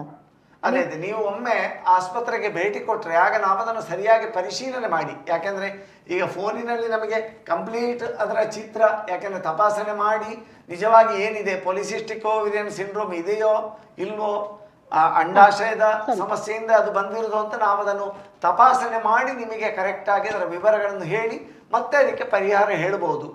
ಸರಿ ಸರ್, ನಿಮ್ಮ ಅಲ್ಲಿ ಬಂದ್ರೆ ಆಯ್ತಲ್ಲ, ಆಸ್ಪತ್ರೆಗೆ ನೀವು ರೋಗಿಯನ್ನು ಮಗಳನ್ನು ಕರ್ಕೊಂಡು ಬಂದರೆ ನಾವು ಖಂಡಿತವಾಗಿ ಅದಕ್ಕೆ ಬಹಳ ಉತ್ತಮವಾದ ವಿಧಾನ ಇದೆ, ಬಹಳ ಸರಳ ಸುಲಭ ವಿಧಾನ ಇದೆ. ಅದನ್ನು ನಮಗೆ ಹೇಳಲಿಕ್ಕೆ ತುಂಬಾ ಅನುಕೂಲ ಆಗ್ತದೆ. ಹಲೋ, ಅದೇ ಸರಳ ಸುಲಭ ವಿಧಾನಗಳಿದೆ. ನೀವು ಕರ್ಕೊಂಡು ಬಂದ್ರೆ ನಾವು ಅದನ್ನು ತಪಾಸಣೆ ಮಾಡಿ ಪರೀಕ್ಷೆ ಮಾಡಿ ಖಂಡಿತವಾಗಿ ನಿಮಗೆ ಅದರ ಸಮಸ್ಯೆ ನಿವಾರಣೆ ಮಾಡಬಹುದು. ಸರಿ ಸರ್, ಸರಿ ಸರಿ. ನಮಸ್ತೆ. ನಮಸ್ತೆ, ಥ್ಯಾಂಕ್ ಯು. ಅದೇ ಈಗ ನೀವು ಕೇಳಿದ್ರಿ, ಅದರಿಂದಾಗಿ ಬೇರೆ ಸಮಸ್ಯೆಗಳು ಬರ್ಬೋದಾ? ಅದೇ ಒಂದು ಈ ಪಾಲಿಸಿಸ್ಟಿಕ್ ಓವರಿಯನ್ ಸಿಂಡ್ರೋಮ್ ಇರುವವರಲ್ಲಿ ಡಯಾಬಿಟಿಸ್ ಬರುವ ಸಾಧ್ಯತೆ ಹೆಚ್ಚಿರ್ತದೆ, ಹೃದಯದ ತೊಂದರೆ, ಹಾರ್ಟ್ ಅಟ್ಯಾಕ್ ಆಗುವ ಚಾನ್ಸಸ್ ಜಾಸ್ತಿ ಇರ್ತದೆ, ಕ್ಯಾನ್ಸರ್ ಬರುವ ಸಾಧ್ಯತೆಗಳು ಜಾಸ್ತಿ ಇರ್ತದೆ ಅಂತ ಈಗ ಬಹಳ ಸ್ಪಷ್ಟವಾಗಿ ವೈಜ್ಞಾನಿಕವಾಗಿ ಕಂಡುಕೊಂಡಿದ್ದಾರೆ. ಆದ ಕಾರಣ ಆ ಸಮಸ್ಯೆಯನ್ನು, ದೇಹ ಕೊಡುವ ಸಂದೇಶವನ್ನು ಅರ್ಥ ಮಾಡಿಕೊಂಡು ನಾವು ಆ ಸಮಸ್ಯೆಯನ್ನು ನಿವಾರಣೆ ಮಾಡಿಕೊಳ್ಳಿಕ್ಕೆ ನಮ್ಮ ಎಲ್ಲ ಬದಲಾವಣೆಗಳನ್ನು ಮಾಡಿಕೊಳ್ಳುವುದು ತುಂಬ ಸೂಕ್ತ. ಓಕೆ, ಹಾಗೇನೆ ಇದೆಲ್ಲದಕ್ಕೂ ಕೂಡ ಚಿಕಿತ್ಸಾ ಪದ್ಧತಿ ಹೇಗಿರುತ್ತೆ ಅಂತ? ಚಿಕಿತ್ಸಾ ಪದ್ಧತಿ ನಮ್ಮ ಆಯುರ್ವೇದ ವಿಧಾನದಲ್ಲಿ ಬಹಳ ಅದ್ಭುತವಾದ ಚಿಕಿತ್ಸಾ ವಿಧಾನ ಇದೆ. ಕೆಲವೊಂದು ಸಲ ನಾವು ಪವಾಡ ಅಂತ ನಾವು ವೈದ್ಯಕೀಯದಲ್ಲಿ ಬಳಕೆ ಮಾಡಬಾರದು. ಆದರೆ ಕೆಲವೊಂದು ಸಲ ಬಹಳ ವಿಚಿತ್ರವಾದ ರೀತಿಯಲ್ಲಿ ಅದ್ಭುತ ಪರಿಣಾಮ ಕಂಡದ್ದು ನಾವು ನೋಡಿದ್ದೇವೆ. ಯಾಕಂದರೆ ಪವಾಡ ಅಂತ ಹೇಳಿದರೆ ಅದನ್ನು ವೈಜ್ಞಾನಿಕವಾಗಿ ಅದನ್ನು ಉತ್ಪ್ರೇಕ್ಷಿತ ಒಂದು ಶಬ್ದ ಅಂತ ನಾವು ಪರಿಗಣಿಸ್ತೇವೆ. ಆದರೆ ನೋಡುವಾಗ ಪವಾಡ ಸದೃಶ ಅಂತ ಹೇಳ್ಬೋದು, ಪವಾಡದ ಹಾಗೆ ಎನ್ನುವ ರೀತಿಯಲ್ಲಿ ಅದು ಆ ರೀತಿಯ ಪರಿವರ್ತನೆ ಆದದ್ದು ಇದೆ. ಅದಕ್ಕೆ ನಾವು ಏನು ಚಿಕಿತ್ಸೆಯನ್ನು ಬಳಸಿಕೊಡ್ತಾ ಇದ್ದೇವೆ ಅಂತ ಹೇಳಿದರೆ, ಒಂದು ಈ ಪಂಚಕರ್ಮ ಚಿಕಿತ್ಸೆಯಲ್ಲಿ ವಮನ ಮತ್ತು ವಿರೇಚನ ಕರ್ಮ ಅಂತ ಈ ಒಂದು ಹೊಟ್ಟೆಯ ಒಳಗಿನ ಫಸ್ಟಿಗೆ ಆರಂಭದಲ್ಲಿ ಮಾಡಬೇಕಾದದ್ದು ಇದು ಆಗಲಿ ಅಥವಾ ಯಾವುದೇ ಕಾಯಿಲೆಯಲ್ಲಿ ಹೊಟ್ಟೆಯನ್ನು ಶುದ್ಧಿ ಮಾಡಿಕೊಳ್ಳುವಂಥದ್ದು. ಅದಕ್ಕೆ ಆಯುರ್ವೇದದಲ್ಲಿ ವಮನ ಕರ್ಮ ವಿರೇಚನ ಕರ್ಮ ಅಂತ ಹೊಟ್ಟೆಯನ್ನು ಶುದ್ಧಿ ಮಾಡುವ ವಿಧಾನ. ನಂತರ ನಾವು ಬಸ್ತಿ ಕರ್ಮ ಅಂತಂದರೆ ಎನಿಮಾ ಥೆರಪಿ. ಎನಿಮಾ ಅಂದರೆ ಈ ಮನೋವಿಸರ್ಜನೆ ಆಗಲಿಕ್ಕೆ ಕೊಡುವಂಥ ಎನಿಮಲ್ಲ, ಇದು ಈ ಚಿಕಿತ್ಸಾತ್ಮಕವಾದ ಒಂದು ಎನಿಮಾ ಇದೆ ಪದ್ಧತಿ ಆಯುರ್ವೇದದಲ್ಲಿ, ಬಸ್ತಿ ಕರ್ಮ ಅಂತ ನಾವು ಹೇಳ್ತೇವೆ. ಅದನ್ನು ನಾವು ಬಳಕೆ ಮಾಡಿಕೊಳ್ತೇವೆ. ಮತ್ತು ಆಹಾರದ ವಿಧಾನಗಳನ್ನು ಬಹಳ ಅವರಿಗೆ ಬೇಕಾದ ರೀತಿಯಲ್ಲಿ, ಅಂದರೆ ಅವರಿಗೆ ಬೇಕಾದ ರೀತಿಯಲ್ಲಿ ಅಂತ ಹೇಳಿದರೆ ಅವರ ಕಂಡೀಷನ್ಗೆ ಬೇಕಾದ ರೀತಿಯಲ್ಲಿ ನಾವು ಅದನ್ನು ವ್ಯವಸ್ಥಿತವಾಗಿ ಸೆಟ್ ಮಾಡಿಕೊಡ್ತೇವೆ. ಮತ್ತು ಒಳರೋಗಿಯಾಗಿ ನಮ್ಮಲ್ಲಿ ದಾಖಲಿಸಿಕೊಂಡಾಗ ನಮಗೆ ಆ ರೀತಿ ಅವರ ಜೀವನ ಶೈಲಿಯನ್ನು ಮತ್ತು ಅವರ ಮಾನಸಿಕ ಸ್ಥಿತಿಯನ್ನು, ಆಹಾರ ಪದ್ಧತಿಯನ್ನು ನಾವು ಅವರಿಗೆ ಕರೆಕ್ಟ್ ಸೆಟ್ ಮಾಡಿ ಕೊಟ್ಟು ಕಳಿಸಲಿಕ್ಕೆ ತುಂಬ ಅನುಕೂಲ ಆಗ್ತದೆ. ಅದರೊಟ್ಟಿಗೆ ಪಂಚಕರ್ಮ ಕೂಡ ನಾವಲ್ಲಿ ಅಡ್ಮಿಟ್ ಮಾಡಿದರೆ ಹೆಚ್ಚು, ಹಾಗೆ ಮಾಡಿಸಿಕೊಂಡವರು ಹೆಚ್ಚು ಅದನ್ನು ಬೆನಿಫಿಟನ್ನು ಪಡ್ಕೊಂಡಿದ್ದಾರೆ. ಯಾಕೆಂದರೆ ಧ್ಯಾನ ವಿಧಾನಗಳು ಅಥವಾ ಯೋಗದ ಕೆಲವೊಂದು ವಿಧಾನಗಳು ಎಲ್ಲ ನಮ್ಮಲ್ಲಿ ನಿಂತಿದ್ದಾಗ ಆಗ ನಾವು ಅವರಿಗೆ ಬೆಳಿಗ್ಗೆ ಸಂಜೆ ಇಡೀ ದಿನ ಫುಲ್ ಎಂಗೇಜ್ ಆಗಿರ್ತದೆ. ಯೋಗದ ಟೈಮ್ ಒಂದು ಇರ್ತದೆ, ಧ್ಯಾನದ ಟೈಮ್ ಒಂದು ಇರ್ತದೆ, ಮತ್ತು ಆಹಾರ ಜೀವನ ಶೈಲಿಯ ಪದ್ಧತಿಯ ಬಗ್ಗೆ ಸೆಷನ್ಸ್ ಇರ್ತದೆ ಡೈಲಿ, ಮತ್ತು ಪಂಚಕರ್ಮ ಚಿಕಿತ್ಸೆಯ ಟೈಮಿಂಗ್ಗಳಿರ್ತದೆ. ಹೀಗೆ ಇಡೀ ದಿನ ಫುಲ್ ಎಂಗೇಜ್ ಆಗಿರುವಂತಹ ವಿಷಯ ಇರ್ತದೆ. ನಮ್ಮ ಒಳರೋಗಿಯಾಗಿ ನಮ್ಮ ಆಸ್ಪತ್ರೆಯಲ್ಲಿ ದಾಖಲಾಗಿದ್ದಾಗ ಒಂದು ವೇಳೆ ಅದು ಅನುಕೂಲ ಇಲ್ಲದವರು ಭೇಟಿ ಕೊಟ್ಟರೆ ಅವರಿಗೆ ನಾವು ಮನೆಯಲ್ಲೇ ಅವರಿಗೆ ಮಾಡಿಕೊಳ್ಳುವ ಹಾಗೆ ಮತ್ತು ಕೆಲವೊಂದು ಔಷಧ ಕೊಟ್ಟು ಆ ರೀತಿಯಲ್ಲಿ ಪ್ರಯತ್ನಿಸಿ ನೋಡ್ಬೋದು ಆರಂಭದಲ್ಲಿ. ಮತ್ತೆ ಪಂಚಕರ್ಮದ ವಿಧಾನ ಬೇಕಿದ್ದರೆ ಆಗ ನಾವು ಅದನ್ನು ಅದಕ್ಕೆ ಸೆಟ್ ಮಾಡಿಕೊಳ್ಬೋದು. ಈ ರೀತಿ ಇದೆ. ನಾನು ಕೊಡುವ ಒಂದು ಸಂದೇಶ ಏನು ಅಂತ ಹೇಳಿದರೆ, ಒಂದು ಆಹಾರದಲ್ಲಿ ಸಾಯಂಕಾಲದ ಆಹಾರವನ್ನು ಸೂರ್ಯಾಸ್ತದ ಮೊದಲು ಮುಗಿಸುವ ಹಾಗೆ ಎಲ್ಲರೂ ಪ್ರಯತ್ನಿಸಬೇಕು. ಇನ್ನೊಂದು, ಯಾವುದೇ ಪ್ಯಾಕ್ ಮಾಡಿದ ಕೆಡದ ಹಾಗೆ ಇರುವಂಥ ಆಹಾರ ಶೇಖರಣೆ ಮಾಡಿದ್ದು ಪ್ಯಾಕೆಟ್ಗಳಲ್ಲಿ ಬಾಟಲ್ಗಳಲ್ಲಿ ತುಂಬಿಸಿದ್ದು ಮಾರ್ಕೆಟಲ್ಲಿ ಸಿಕ್ಕುವಂಥದ್ದು ಅದನ್ನು ಖಂಡಿತವಾಗಿ ಮನೆಗೆ ತಾರದೇ ಇರುವುದು ಒಳ್ಳೆಯದು. ಹಣ್ಣು ತರಕಾರಿಗಳನ್ನು ಹೆಚ್ಚು ಸೇವನೆ ಮಾಡಿ ಮಿತವಾಗಿ ಆಹಾರ ಸೇವಿಸಿ. ಜಂಕ್ ಫುಡ್, ಶುಷ್ಕ ಆಹಾರವನ್ನು, ಬೇಕರಿ ತಿಂಡಿಗಳನ್ನು ಯಾರು ಸೇವನೆ ಮಾಡಬೇಡಿ. ಮತ್ತು ಪಾಮಾಯಿಲ್ನಂಥ ಆಯಿಲ್ ಬಳಕೆ ಮಾಡಿದಂಥ ಯಾವುದೇ ತಿಂಡಿಗಳನ್ನು ಬಳಕೆ ಮಾಡಬೇಡಿ. ಮತ್ತು ಮನಸ್ಸನ್ನು ಬಹಳ ಶಾಂತವಾಗಿ ಇಟ್ಟುಕೊಳ್ಳಿ. ಮತ್ತು ನಾವು ಯಾವುದೇ ಒಂದು ಈ ತಂಪು ಪಾನೀಯ ಬಾಟಲಿಗಳಲ್ಲಿ ತುಂಬಿಸಿದ್ದು ಬಣ್ಣ ಬಣ್ಣದ ತಂಪು ಪಾನೀಯಗಳು ಅದನ್ನು ಆದಷ್ಟು ವರ್ಜ್ಯ ಮಾಡಿ ಬಿಡಿ. ತಲೆಯನ್ನು ತಣ್ಣಗೆ ಇಟ್ಟುಕೊಳ್ಳಿ. ಆಹಾರದಲ್ಲಿ ನಿಯಮಿತತೆಯನ್ನು ಇಟ್ಟುಕೊಳ್ಳಿ. ದೇಹಕ್ಕೆ ಸ್ವಲ್ಪ ಕೆಲಸ ಕೊಡಿ, ಸ್ವಲ್ಪ ವ್ಯಾಯಾಮ ಕೊಡಿ. ಕೊನೆಯ ಪಕ್ಷ ನಡಿಗೆಯನ್ನಾದರೂ ಮಾಡಿ ಒಂದಷ್ಟು ಹೊತ್ತು ದಿನದಲ್ಲಿ ನೀವು ಕೆಲಸ ಮಾಡಿ. ಯಾಕಂದರೆ ಈಗಿನ ಕಾಲದಲ್ಲಿ ನಾವು ಹಿಂದಿನ ಕಾಲದಲ್ಲಿ ಬಾವಿಯಿಂದ ನೀರು ಸೇದಿ ಅಂತ ಹೇಳಿದರೆ ಆಗೋದಿಲ್ಲ. ನಿಮ್ಮ ಉದ್ಯೋಗ ಮಾಡಿ, ಆದರೆ ಒಂದಷ್ಟು ಸಮಯ ನಿಮ್ಮ ದೇಹದ ಸಂದೇಶಕ್ಕೆ ಸ್ಪಂದಿಸಿ. ದೇಹದ ಸಂದೇಶವನ್ನು ಸಂದೇಹಿಸಬೇಡಿ ಅಂತ. ಆದ ಕಾರಣ ಆ ಒಂದು ಎಲ್ಲ ಪದ್ಧತಿಗಳನ್ನ ನಾವು ರೂಢಿ ಮಾಡಿಕೊಂಡಾಗ ಖಂಡಿತವಾಗಿ ನಾವು ಈ ಸಮಸ್ಯೆಯಿಂದ ಪಾಲಿಸಿಸ್ಟಿಕ್ ಓವರಿಯನ್ ಸಿಂಡ್ರೋಮ್ ಇಂದ ಹೊರಬರಲಿಕ್ಕೆ ತುಂಬಾ ಅದು ಉಪಕಾರಕ ಆಗ್ತದೆ. ಓಕೆ, ಇವಾಗ ಆಹಾರಗಳಲ್ಲಿ ಕೆಲವನ್ನ ನಾವು ತೆಕ್ಕೊಳ್ಬೇಡಿ ಅಂತ ಹೇಳಿದಾಗ ಕೇಳೋರಿರ್ತಾರೆ, ಯಾವ್ದನ್ನ ತೆಕ್ಕೊಳ್ಬಹುದು, ತುಂಬಾ ಉತ್ತಮ ಅಂತ ಹೇಳಿದ್ರೆ ಯಾವ ಆಹಾರ ಅಂತ ಹೇಳ್ತಾರೆ? ಆಹಾರ ಪದ್ಧತಿ ಅಕ್ಕಿಯಲ್ಲಿ ಪಾಲಿಶ್ ಮಾಡದ ಕಜೆ ಅಕ್ಕಿ ಅಂತ ಬರ್ತದೆ. ವೈದ್ಯರೇ, ನಾವು ಮಾತಾಡೋಣ. ಒಂದು ಕರೆ ಇದೆ. ಹಲೋ. ನಮಸ್ತೆ. ನಮಸ್ತೆ ಸರ್, ನಿಮ್ಮ ಹೆಸರು? ಹರೀಶ್ ಅಂತ ಹೇಳಿ, ಮಾಣಿಯಿಂದ. ಓಕೆ, ಮಾಣಿಯಿಂದ ಕಾಲ್ ಮಾಡ್ತಿದ್ರು. ವೈದ್ಯರಿದ್ದಾರೆ, ಮಾತಾಡಿ. ಹೇಳಿ ಹರೀಶ್. ನಮಸ್ತೆ. ಹೇಳಿ. ಹಲೋ. ಹೇಳಿ. ಈಗ ಮಕ್ಕಳಲ್ಲಿ ನಾವೀಗ ಅಂದ್ರೆ ಈಗ ಮೊದಲ ಬಾರಿಗೆ ಋತುಸ್ರಾವದ ಇದಾದಾಗ ನಾವು ಅವರಿಗೆ ಅವರ ಫುಡ್ ಸಿಸ್ಟಮ್ ಹೇಗಿರ್ಬೇಕು, ಮತ್ತೆ ಅವರನ್ನು ನಾವು ಮೆಂಟಲಿ ಅವರಿಗೆ ಸಪೋರ್ಟ್ ಮಾಡುವಂತ ವಿಧಾನ ಹೇಗೆ ಅಂತ ಹೇಳಿ ಸ್ವಲ್ಪ ಮಾಹಿತಿ ಬೇಕಿತ್ತು. ಹೌದು, ಮಕ್ಕಳಲ್ಲಿ ಈಗ ಆದಾಗ ನೋಡಿ, ಅದು ಅವರ ಮನಸ್ಸಲ್ಲಿ ಆತಂಕ ಇರ್ತದೆ. ಮತ್ತು ಬಹಳಷ್ಟು ಮನೆಗಳಲ್ಲಿ ಭಾರತದಲ್ಲಿ ನಾವು ಹೇಳುದಿದ್ರೆ ಈ ವೈಜ್ಞಾನಿಕ ಚಿಂತನೆಗಿಂತ ಬಹಳಷ್ಟು ಮೂಢನಂಬಿಕೆಗಳ ಒಂದು ಭಾರದಿಂದ ಆತಂಕ ಇತ್ಯಾದಿಗಳು ನಿರ್ಮಾಣ ಆಗ್ತದೆ. ಯಾಕಂದರೆ ಹದಿಹರೆಯದಲ್ಲಿ ಈ ಋತುಸ್ರಾವ ಉಂಟಾದಾಗ ಆ ಮಕ್ಕಳಲ್ಲಿ ಅಥವಾ ವಿದ್ಯಾರ್ಥಿನಿಯರಲ್ಲಿ ಕೆಲವೊಂದು ಗೊಂದಲಗಳು, ಮತ್ತು ಅವರಿಗೆ ಅದು ಏನು ಅಂತ ಹೇಳುವ ಒಂದು ವೈಜ್ಞಾನಿಕವಾದ ಮಾಹಿತಿಯನ್ನು ಅಕಸ್ಮಾತ್ ನಿಮಗೆ ಗೊತ್ತಿಲ್ಲದಿದ್ದರೆ, ಅದರಲ್ಲೂ ಹೆತ್ತ ತಾಯಿ ಮಗಳನ್ನು ಆ ರೀತಿಯ ವೈಜ್ಞಾನಿಕವಾದ ಮನಸ್ಥಿತಿಗೆ ತಯಾರು ಮಾಡಲಿಕ್ಕೆ ತುಂಬ ಯೋಗ್ಯಳಾಗಿರ್ತದೆ. ತಾಯಿಗಿಂತ ಉತ್ತಮವಾದ ಒಬ್ಬರು ವ್ಯಕ್ತಿ ಬರಲಿಲ್ಲ. ಮತ್ತು ಯಾರು ಅತಿ ಸಮೀಪದ ನಿಮ್ಮ ನಿಕಟ ಯಾರಿದ್ದಾರೆ ಅವರಿಗೆ ಅವರು ಅದರ ಕರೆಕ್ಟ್ ಆದ ಮಾಹಿತಿಯನ್ನು, ಋತುಸ್ರಾವ ಅಂದರೆ ಏನು, ಅದು ಶರೀರ ಕ್ರಿಯೆ ಏನದು, ಹಾರ್ಮೋನ್ನ ಪ್ರಭಾವ, ಗರ್ಭಕೋಶ, ಇದರೆಲ್ಲ ಒಂದು ವಿವರಣೆಯನ್ನು ವೈಜ್ಞಾನಿಕವಾಗಿ ಜೀವವೈಜ್ಞಾನಿಕವಾಗಿ ಅವರಿಗೆ ಮನದಟ್ಟು ಮಾಡಿದರೆ ಆಗದವರಿಗೆ ಅರ್ಥ ಆಗ್ತದೆ ಏನು ಋತುಚಕ್ರ ಅಂದರೆ ಏನು. ಈಗ ನಾನು ಈ ಸೆಷನ್ ಆರಂಭದಲ್ಲಿ ಹೇಳಿದೆ, ಇದು ಹೀಗೆ ಆಗುವಂಥದ್ದು ಈ ರೀತಿ, ಮತ್ತು ಅದರಲ್ಲಿ ಏನೇನು ಜಾಗ್ರತೆ ಮಾಡಬೇಕು ಮುಖ್ಯವಾಗಿ. ಇನ್ನೊಂದು ಕ್ವಶನ್ ಏನಂದ್ರೆ, ಈಗಿನ ಜನರೇಷನ್ ಅಲ್ಲಿ ಬಹಳ ಬೇಗ ಮಕ್ಕಳು ಈ ಋತುಸ್ರಾವ ಪ್ರಾರಂಭ ಬೇಗ ಆಗ್ತದೆ. ಹೌದು. ಆ ಮಕ್ಕಳಿಗೆ ಅದನ್ನು ಹೇಳುವಂತ ವಿಧಾನ ನಮಗೆ ಪೇರೆಂಟ್ಸ್ ಗೆ ಬಹಳ ಒಂದು ಚಾಲೆಂಜ್ ಆಗಿರ್ತದೆ. ಆ ಟೈಮಲ್ಲಿ ತಾಯಿದು ಪಾತ್ರವನ್ನು ಹೇಳಿದ್ವಿ, ತಂದೆ ಸಹ ಯಾವ ರೀತಿಯಲ್ಲಿ ಒಂದು ಅದಕ್ಕೆ ಕನ್ವಿನ್ಸ್ ಮಾಡುವಂತ ಸ್ಥಿತಿಗೆ ಬರ್ಬೋದು ಅಂತ. ಹೌದು, ಯಾಕೆಂದ್ರೆ ಅಲ್ಲ, ನೀವು ವೈಜ್ಞಾನಿಕ ಅಂತ ಹೋದಾಗ ಆಗ ಅದು ಆ ಹೆಸಿಟೇಷನ್ ನ ವಿಷಯ ಅಂತ ಹೇಳಿ ಬರುವುದಿಲ್ಲ. ತಂದೆಯ ಪಾತ್ರ ಕೂಡ ಇದೆ. ಯಾಕೆಂತ ಹೇಳಿದರೆ ಅದನ್ನು ವೈಜ್ಞಾನಿಕವಾಗಿ ಒಂದು ಮನದಟ್ಟು ಮಾಡುವಂಥದ್ದು, ಮತ್ತು ಈಗಿನ ಕಾಲದಲ್ಲಿ ಬೇಗ ಋತುಚಕ್ರ ಆರಂಭವಾಗ್ತದೆ ಎನ್ನುವಂಥದ್ದು ಬಹಳ ವಾಸ್ತವಿಕ ಸತ್ಯ. ಯಾಕೆಂದರೆ ಈಗ ಮಾಧ್ಯಮಗಳು ಮತ್ತು ಈಗಿನ ಮಾನಸಿಕ ಮಟ್ಟವೇ ಆ ರೀತಿಯ ವೇಗದಲ್ಲಿ ಇರ್ತದೆ ಮಕ್ಕಳಲ್ಲಿ.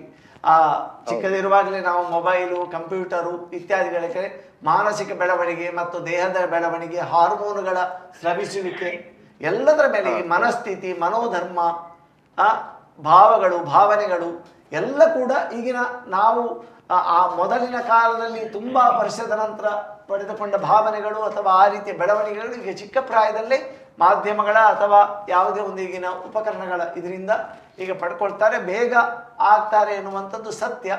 ಆದರೆ ಈಗಿನ ಕಾಲದ ವಾಸ್ತವಿಕತೆಯನ್ನು ಒಪ್ಪಿಕೊಂಡು ಅವರಿಗೆ ಅದನ್ನು ಮನದಟ್ಟು ಮಾಡಿಕೊಳ್ಳುವಂಥದ್ದು, ಮತ್ತು ಕೆಲವೊಂದು ಎರಡು ರೀತಿಯಲ್ಲಿ ಹೋಗಬೇಕಿದೆ. ವಿಜ್ಞಾನ, ತಂದೆ ಪಾತ್ರ ಅದೇ ವಿಜ್ಞಾನ ಮತ್ತು ಮೌಲ್ಯಗಳ ಒಂದು ಬೆಳವಣಿಗೆಯನ್ನು, ಮೌಲ್ಯಗಳ ಒಂದು ಪ್ರಾಮುಖ್ಯತೆಯನ್ನು ಆ ಸಮಯದಲ್ಲಿ ಹೇಳುವಂಥದ್ದು, ಮತ್ತು ಆಗಿನ ಆ ಸಂದರ್ಭದಲ್ಲಿ ಅವರಿಗೆ ಅರಿವು ಮೂಡಿಸುವಂಥದ್ದು. ಈಗ ಸಾಧಾರಣ ಶಾಲೆಗಳಲ್ಲಿ ಎಲ್ಲ ತುಂಬ ಅವರಿಗೆ ಸ್ಪಷ್ಟವಾಗಿ ಮಾಹಿತಿ ಕೊಡ್ತಾ ಇದ್ದಾರೆ. ಈಗ ಬೇರೆ ಬೇರೆ ರೀತಿಯಲ್ಲಿ ಅವರು ಯಾವ ರೀತಿ ಲೈಂಗಿಕ ಶೋಷಣೆಗೆ ಒಳಗಾಗದ ಹಾಗೆ ಆ ರೀತಿಯ ಎಲ್ಲ ಒಂದು ಅರಿವನ್ನು ಮಕ್ಕಳಲ್ಲಿ ಈಗ ಬಹಳ ಚಿಕ್ಕದಿರುವಾಗಲೇ ಬಹಳಷ್ಟು ಶಾಲೆಗಳು ಆ ರೀತಿಯ ಒಂದು ಎಜುಕೇಷನನ್ನು ಕೊಡ್ತಾ ಇದ್ದಾರೆ. ಬ್ಯಾಡ್ ಟಚ್ ಮತ್ತು ಗುಡ್ ಟಚ್ನಿಂದ ಹಿಡಿದು ಎಲ್ಲ ರೀತಿಯಲ್ಲೂ. ಸೊ ಆದ ಕಾರಣ ಇದೆಲ್ಲವನ್ನು ಅರ್ಥ ಮಾಡಿಕೊಂಡು ನಾವು ಮಕ್ಕಳಿಗೆ ಆ ರೀತಿಯ ಒಂದು ಮೌಲ್ಯ ಮತ್ತು ವಿಜ್ಞಾನ ಎರಡನ್ನು ಬಹಳ ಸಮತೋಲಿತವಾಗಿ ನಾವು ಅವರಿಗೆ ಮನದಟ್ಟು ಮಾಡಿಕೊಳ್ಬೇಕು. ನಾನು ಬಹಳ ಚುಟುಕಾಗಿ ಹೇಳಿದ್ದೇನೆ. ಮತ್ತು ಅದನ್ನು ಮನದಟ್ಟು ಮಾಡಿಕೊಳ್ಳಿಕ್ಕೆ ಕಷ್ಟ ಆದರೆ ಆಪ್ತ ಸಮಾಲೋಚಕರ ಸಹಾಯವನ್ನು ಪಡ್ಕೊಳ್ಬೋದು. ಆಪ್ತ ಸಮಾಲೋಚಕರು, ಕೌನ್ಸೆಲರ್ಸ್ ಅಂತ ಇರ್ತಾರೆ, ಕೌನ್ಸೆಲಿಂಗ್ ಮಾಡುವುದು, ಮತ್ತು ಟೀಚರ್ಸ್, ಅಧ್ಯಾಪಕಿಯರು, ಇವರೆಲ್ಲರ ಅಧ್ಯಾಪಕಿ, ತಾಯಿ, ಇವರೆಲ್ಲರ ಒಂದು, ಮತ್ತು ವೈದ್ಯರು, ಹೀಗೆ ಈ ಎಲ್ಲರನ್ನು ನಾವು ಆ ಮಕ್ಕಳನ್ನು ಆ ಒಂದು ಮನಸ್ಸಿನ ಸೆಟ್ ಮಾಡಲಿಕ್ಕೆ ನಾವು ಬಳಸಿಕೊಳ್ಳುವುದು. ವೈದ್ಯರನ್ನು ಬಳಸಿಕೊಳ್ಳಬಹುದು, ಮತ್ತು ತಾಯಂದಿರು ಪಾತ್ರ ವಹಿಸಬಹುದು ಇದರಲ್ಲಿ, ಟೀಚರ್ಗಳು, ಶಾಲಾ ಶಿಕ್ಷಕಿಯರು, ಇಷ್ಟು ನಾವು ಮಾಡಬಹುದು. ಥ್ಯಾಂಕ್ ಯು ಸರ್, ಕಾಲ್ ಮಾಡಿದ್ದಕ್ಕೆ ಧನ್ಯವಾದಗಳು. ಓಕೆ ಸರ್, ಹಾಗೇನೆ ನಾವು ಮಾತಾಡ್ತಾ ಪಥ್ಯ ಬಗ್ಗೆ ಮಾತನಾಡ್ತಾ ಇದ್ವಿ, ಯಾವುದು ಉತ್ತಮ ಆಹಾರ ಅಂತ. ಉತ್ತಮ ಅಂತ ಹೇಳಿದರೆ ಒಂದೇ ವಾಕ್ಯದಲ್ಲಿ ಹೇಳಿದ್ರೆ ನಾವು ಆದಷ್ಟು ಮನೆಯಲ್ಲೇ ಮಾಡಿದ ಆಹಾರಗಳು. ಮನೆಯಲ್ಲೇ ಮಾಡಿದ ಆಹಾರ ಅಂತ ಯಾಕೆ ಹೇಳ್ತಾ ಇದ್ದೇನೆ ಅಂತ ಹೇಳಿದರೆ, ನಾವು ಹೊರಗಿನ ಆಹಾರ ತಗೊಂಡಾಗ ಅದಕ್ಕೆ ಏನೆಲ್ಲ ಹಾಕ್ತಾರೆ ಅಂತ ನಮಗೆ ಗೊತ್ತಿರುವುದಿಲ್ಲ. ಎಷ್ಟು ಕೆಮಿಕಲ್ಗಳು, ಒಂದು ಬ್ರೆಡ್ ಅಥವಾ ರಸ್ಕಿನಲ್ಲಿ 20ಕ್ಕೂ ಹೆಚ್ಚು ಕೆಮಿಕಲ್ ಇರ್ತದೆ. ಅಸಹಜವಾದ, ಕೃತಕ, ಅನೈಸರ್ಗಿಕವಾದದ್ದು, ದೇಹಕ್ಕೆ ತೊಂದರೆ ಉಂಟು ಮಾಡುವುದು. ನಾವು ಮನೆಯಲ್ಲೇ ಆದರೆ ನಾವು ಮನೆಯಲ್ಲಿ ಏನು ಹಾಕ್ತೇವೆ ಅಂತ ನಮಗೆ ಗೊತ್ತಿರ್ತದೆ, ನಾವು ಏನೆಲ್ಲ ಹಾಕಿದ್ದೇವೆ, ಯಾವ ಐಟಮ್, ಮತ್ತು ಆದಷ್ಟು ನಾವು ಇದ್ದದರಲ್ಲಿ ಬಹಳ ಪರಿಶುದ್ಧವಾದ ವಸ್ತುಗಳನ್ನು ಹಾಕಿ ನಾವು ಮನೆಯಲ್ಲೇ ಮಾಡಿದಂಥ, ನೋಡಿ ನಾವು ನಮ್ಮ ಅಜ್ಜಿ ಮಾಡಿದಂತಹ ಕೋಡುಬಳೆ, ಮತ್ತು ನಾವು ಮೊದಲು ಮಾಡ್ತಾ ಇದ್ದಂಥ ಅವಲಕ್ಕಿ, ಈ ಥರ ನಾವು ಮನೆಯಲ್ಲೇ ಬಹಳಷ್ಟು ಒಳ್ಳೆಯ ರೀತಿಯ ನೈಸರ್ಗಿಕವಾಗಿ ಯಾವುದೇ ರಾಸಾಯನಿಕಗಳನ್ನು ಹಾಕದೆ, ಪಿಜ್ಜಾ, ಬರ್ಗರ್ ಇತ್ಯಾದಿ ಯಾವುದನ್ನು ಉಪಯೋಗಿಸದೆ ಒಳ್ಳೆಯ ರುಚಿಕರವಾದ ತಿನಿಸುಗಳನ್ನು ಮಕ್ಕಳಿಗಾಗಲಿ ದೊಡ್ಡವರಿಗಾಗಲಿ ಮನೆಯಲ್ಲೇ ನಾವು ಮಾಡಿಕೊಡ್ಬೋದು. ಆ ರೀತಿಯ ಒಂದು ಆಹಾರ ಪದ್ಧತಿಗೆ ನಮ್ಮ ಆದಷ್ಟು ಪಾರಂಪರಿಕ ಅಂತ ನಾವು ಹೇಳ್ತೇವೆ. ನಮ್ಮ ಜೀನುಗಳು, ನಮ್ಮ ದೇಹದೊಳಗಿನ ವಂಶವಾಹಿಗಳು ಎಷ್ಟೋ ಸಮಯದಿಂದ ನಮ್ಮ ಹಿರಿಯರು ಏನು ಬಳಸ್ತಾ ಇದ್ರು ಆಹಾರ ವಸ್ತುಗಳು ಪಾರಂಪರಿಕ, ಆ ವಸ್ತುಗಳಿಗೆ ನಮ್ಮ ಜೀನುಗಳು ವಂಶವಾಹಿಗಳು ಸೆಟ್ ಆಗಿರ್ತದೆ, ಹೊಂದಾಣಿಕೆ ಆಗಿರ್ತದೆ. ಈಗ ಏನು ಬಹಳ ವಿಪರೀತವಾದ ಅದರ ಎಲ್ಲ ಗುಣಗಳನ್ನು ಬದಲಾವಣೆ ಮಾಡಿ ಅನೈಸರ್ಗಿಕವಾಗಿ ಅದನ್ನು ಸಂಸ್ಕರಿಸಿ ಮಾಡಿದಂತಹ ಆಹಾರ ವಸ್ತುಗಳಿಗೆ ನಮ್ಮ ಜೀನುಗಳು ಹೊಂದಾಣಿಕೆ ಆಗುವುದಿಲ್ಲ, ನಮ್ಮ ಜೀನುಗಳಿಗೆ ಅಂಥ ಆಹಾರ ವಸ್ತುಗಳು ಹೊಂದಾಣಿಕೆ ಆಗುವುದಿಲ್ಲ. ಆದ್ದರಿಂದ ಅಂಥ ಆಹಾರವನ್ನು ತೆಗೆದುಕೊಂಡಾಗ ಸಹಜವಾಗಿ ನಮ್ಮ ಕೋಶಗಳು ತನ್ನ ವೈಪರೀತ್ಯವನ್ನು, ತನ್ನ ಕ್ರಿಯೆಯಲ್ಲಿನ ವ್ಯತ್ಯಾಸವನ್ನು ಪ್ರದರ್ಶನ ಮಾಡ್ತದೆ. ಕೋಶಗಳಂತಲ್ಲ, ಕೋಶಗಳ ಕೇಂದ್ರದಲ್ಲಿರುವ ವಂಶವಾಹಿಗಳು ಕೂಡ, ಜೆನೆಟಿಕ್ ಮೆಟೀರಿಯಲ್, ಜೀನ್ಸ್, ಅದು ಕೂಡ ತನ್ನ ವೈಪರೀತ್ಯವನ್ನು ಪ್ರದರ್ಶನ ಮಾಡುತ್ತದೆ. ಮತ್ತು ಹಾರ್ಮೋನ್ಗಳಲ್ಲಿ ಕೂಡ ಈ ರೀತಿ ಏರುಪೇರು ಉಂಟಾಗ್ತದೆ. PCOSನಂಥ ಸಮಸ್ಯೆಗಳು ಬರ್ತದೆ. PCOS ಇರ್ಬೋದು, ಕ್ಯಾನ್ಸರ್ ಇರ್ಬೋದು, ಎಲ್ಲವೂ ಕೂಡ ಎಲ್ಲ ಒಂದಕ್ಕೊಂದು ಸಂಬಂಧ ಇದೆ. ಆದ ಕಾರಣ ಆಹಾರ ಮತ್ತು ಜೀವನ ಶೈಲಿ ಇದನ್ನು ಆರಂಭದಲ್ಲಿ ಚೇಂಜ್ ಮಾಡಿಕೊಂಡೆ ನಾವೀಗ ಆಯುರ್ವೇದ ಪಂಚಕರ್ಮ ಮಾಡೋದಿದ್ರೂ ರೋಗಿಗಳಿಗೆ ನಾವು ಈ ಬದಲಾವಣೆಗಳನ್ನು ಮಾಡಿಕೊಳ್ಳಿಕ್ಕೆ ಹೇಳ್ತೇವೆ, ಮನಸ್ಥಿತಿಯನ್ನು ಸರಿ ಮಾಡಿಕೊಳ್ಳಿಕ್ಕೆ ಹೇಳ್ತೇವೆ. ಎಷ್ಟೋ ಜನ ಅದನ್ನು ಮಾಡಿಕೊಂಡು ಈ ಸಮಸ್ಯೆಯಿಂದ ಹೊರಬಂದು ಮಕ್ಕಳಾಗದೇ ಇದ್ದವರು ಮಕ್ಕಳಾಗಿದ್ದಾರೆ, ಸಂತಾನಹೀನತೆ ಸಮಸ್ಯೆ ಬಂದವರು ಸಂತಾನ ಭಾಗ್ಯ ಅವರಿಗೆ ಆಗಿದೆ. ಈ ರೀತಿಯಲ್ಲಿ ನಾವು ದೃಷ್ಟಿಕೋನದಿಂದ ಈ PCOS ಸಮಸ್ಯೆಯನ್ನು ನಿಭಾಯಿಸಬೇಕು. ಹಾಗೆಯೇ ಕೊನೆಯದಾಗಿ ವೀಕ್ಷಕರಿಗೆ ಋತುಚಕ್ರದಿಂದ ಆಗುವಂತಹ ಸಮಸ್ಯೆಗಳು, ಆ ಟೈಮಲ್ಲಿ ಆಗುವಂತಹ ಸಮಸ್ಯೆಗಳಿಂದ ನಾವು ದೂರ ಇರೋದಕ್ಕೆ, ಜೊತೆಗೆ ಸಮಸ್ಯೆಗಳಾಗ್ತಾ ಇದೆ ಅಂತ ಹೇಳಿದಾಗ ಅದನ್ನು ಒಂದು ತಕ್ಕ ಮಟ್ಟಿಗೆ ಅದನ್ನು ನಿಲ್ಲಿಸ್ಬೋದು, ಈ ಥರ ಮಾಡಿದರೆ ನೀವು ಅದರಿಂದ ದೂರ ಇರ್ಬೋದು ಅಂತ ಹೇಳೋದಾದರೆ ಮುನ್ನೆಚ್ಚರಿಕಾ ಕ್ರಮಗಳು ಏನು ಅಂತ ಕೊನೆಯದಾಗಿ? ಈಗ ನಾನು ಈಗಾಗಲೇ ಕೆಲವೊಂದು ವಿಚಾರಗಳು, ಬಹಳಷ್ಟು ವಿಚಾರಗಳಿಂದ ಹೇಳಿದ್ದೇನೆ. ಮತ್ತು ಅದು ಇಂಥದ್ದೇ ಅಂತೇಳಿ ನೀವೇ ತೀರ್ಮಾನ ಮಾಡಿಕೊಳ್ಬೇಡಿ. ನೀವು ಅದರ ಬಗ್ಗೆ ನಾನೀಗ ಹೇಳಿದ ಲಕ್ಷಣಗಳನ್ನು ಇಟ್ಟುಕೊಂಡು ನೀವು ಊಹನೆ ಮಾಡಿ ವೈದ್ಯರನ್ನು ಸಂಪರ್ಕ ಮಾಡಿ, ಆಗ ನಿಮಗೆ ಅದರ ಬಗ್ಗೆ ನಿಖರವಾದ ಮಾಹಿತಿ ಸಿಗ್ತದೆ. ನೀವಾಗಿಯೇ ನನಗೆ ಪಾಲಿಸಿಸ್ಟಿಕ್ ಓವರಿಯನ್ ಸಿಂಡ್ರೋಮ್ ಅಂತ ಇರಬಹುದು ಅಂತ ಗುಮಾನಿಸಿ, ಆದರೆ ಅದರ ಬಗ್ಗೆ ಖಚಿತ ಮಾಡುವುದಕ್ಕೆ ವೈದ್ಯರ ಸಲಹೆಯನ್ನು ಪಡ್ಕೊಳ್ಳಿ.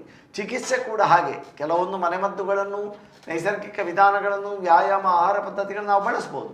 ಆದರೆ ವೈಜ್ಞಾನಿಕವಾಗಿ ಮತ್ತು ಈಗ ಆಯುರ್ವೇದ ಅಂತ ಹೇಳಿದರೂ ಕೂಡ ಅದರಲ್ಲಿ ಶಾಸ್ತ್ರೀಯವಾಗಿ ಈ ವಿಚಾರವನ್ನು ನಿಭಾಯಿಸುವುದಕ್ಕೆ ಬಹಳ ಸ್ಪಷ್ಟ ನಿರ್ದೇಶನ ಇದೆ. ಅದೇ ಕ್ರಮದಲ್ಲಿ ಹೋಗುವ ಹಾಗೆ ನೀವು ಆಯುರ್ವೇದ ವೈದ್ಯರ ಸಹಕಾರವನ್ನು ಪಡ್ಕೊಳ್ಬೋದು. ಒಟ್ಟಿಗೆ ಈ ಎಲ್ಲ ಬದಲಾವಣೆಗಳನ್ನು ಮಾಡಿಕೊಳ್ಬೋದು. ಆ ರೀತಿಯಲ್ಲಿ ನಾವು ಈ ಸಮಸ್ಯೆಯಿಂದ ಹೊರಬರ್ಬೋದು ಮತ್ತು ಅದು ಬಾರದಾಗೆ ಮುನ್ನೆಚ್ಚರಿಕೆ ಕೂಡ ಮಾಡಬಹುದು. ಓಕೆ ವೈದ್ಯರು, ಇವತ್ತಿನ ಕಾರ್ಯಕ್ರಮದಲ್ಲಿ ತುಂಬಾ ಚೆನ್ನಾಗಿ ಋತುಚಕ್ರದಿಂದ ಉಂಟಾಗುವಂಥ ಏರುಪೇರುಗಳು, ಅದಕ್ಕೆ ಬೇಕಾಗಿರುವಂಥ ಚಿಕಿತ್ಸಾ ವಿಧಾನವನ್ನು ತಿಳಿಸ್ಕೊಡ್ತೀವಿ. ಇನ್ನೊಂದು ಬಹಳ ಸರಳವಾಗಿ ಹೇಳುದಿದ್ರೆ ಹರಿ, ವರಿ ಮತ್ತು ಕರಿ. ಹರಿ ಅಂದರೆ ಆತಂಕ, ಧಾವಂತ, ಆ ವೇಗವನ್ನು ಸ್ವಲ್ಪ ಕಡಿಮೆ ಮಾಡಿಕೊಳ್ಳಿ. ವರಿ ಅಂದರೆ ಮನಸ್ಸಿನ ಆತಂಕ, ಕಳವಳ, ಚಿಂತೆ, ವಿಷಣ್ಣತೆ, ಉದ್ವಿಗ್ನತೆ, ಅದನ್ನು ಸ್ವಲ್ಪ ಮಾಡಿಕೊಳ್ಳಿ. ಕರಿ ಫ್ರೈ ಮಾಡುವಂಥದ್ದು, ಎಲ್ಲವನ್ನು ಫ್ರೈ ಮಾಡಿ. ಈಗ ಫ್ರೈಡ್ ರೈಸ್ ಸಂಸ್ಕೃತಿ ಅಂತ ಅಂದರೆ fried rice culture, food culture.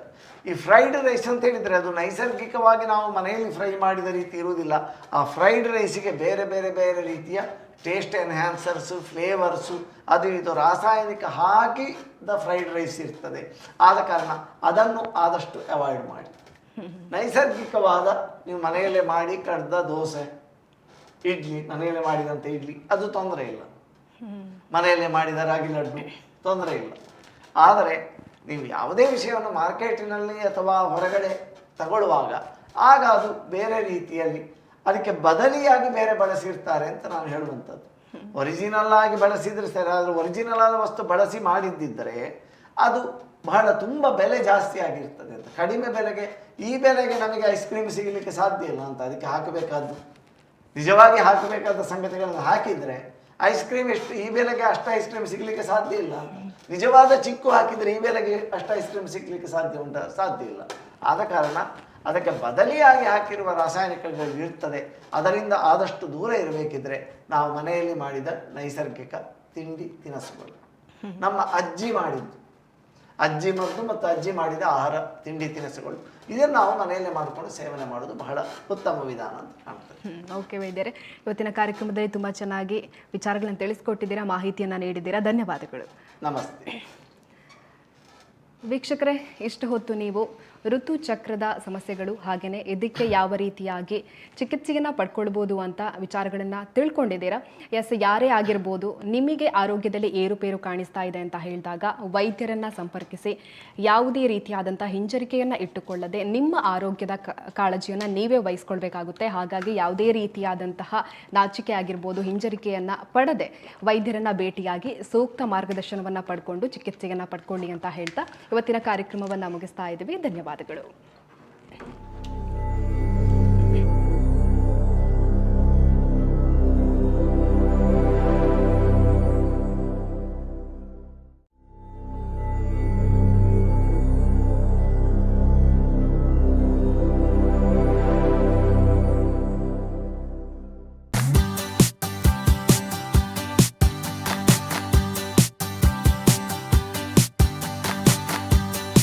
ಜೀವನದ ಶುಭ ಕ್ಷಣಗಳನ್ನು ಅವಿಸ್ಮರಣೀಯಗೊಳಿಸಿ. ಮದುವೆ, ನಿಶ್ಚಿತಾರ್ಥ, ಸೀಮಂತದಂತಹ ಶುಭ ಕಾರ್ಯಗಳಿಗೆ ನಗರದ ಹೃದಯ ಭಾಗದಲ್ಲಿರುವ 750ರಿಂದ 1000 ಜನರ ಕಾರ್ಯಕ್ರಮ ಮಾಡಲು ಯೋಗ್ಯವಾದ ಎಸಿ, ನಾನ್ ಎಸಿ, ಬ್ಯಾಂಕ್ವೆಟ್ ಹಾಲ್ ಮತ್ತು ಡೈನಿಂಗ್ ಹಾಲ್, ವಿಶಾಲವಾದ ವಾಹನ ಪಾರ್ಕಿಂಗ್, ಪ್ರತ್ಯೇಕ ಡ್ರೆಸ್ಸಿಂಗ್ ರೂಮ್ ಸೌಲಭ್ಯದೊಂದಿಗೆ ಅರುಣ ಕಲಾ ಮಂದಿರ, ಮುಖ್ಯ ರಸ್ತೆ, Puttur. 8310091376 9448120315. That's my gadget. Let's go have some fun then.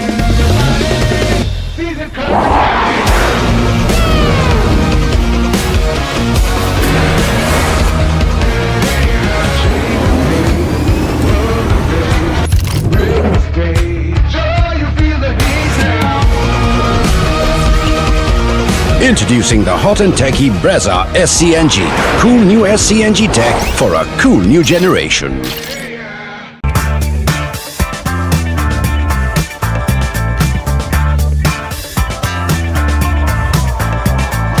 Chetana's beauty lounge, ನಿಮ್ಮೊಳಗಿನ ಸೌಂದರ್ಯದ ಅನಾವರಣದ ತಾಣ.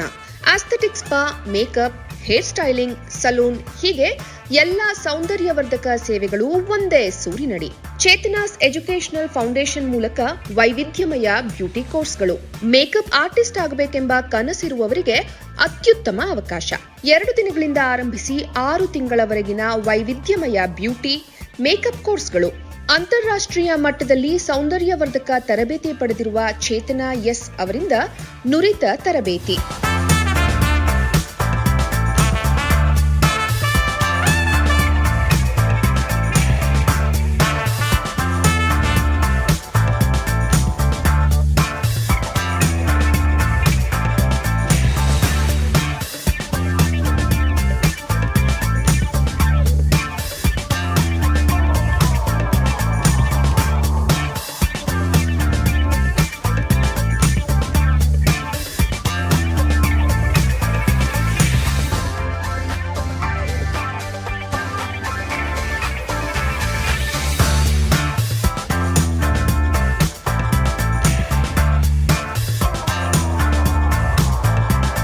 ಈ ಅದ್ಭುತ ಅವಕಾಶವನ್ನ ಸದುಪಯೋಗಪಡಿಸಿಕೊಳ್ಳಿ.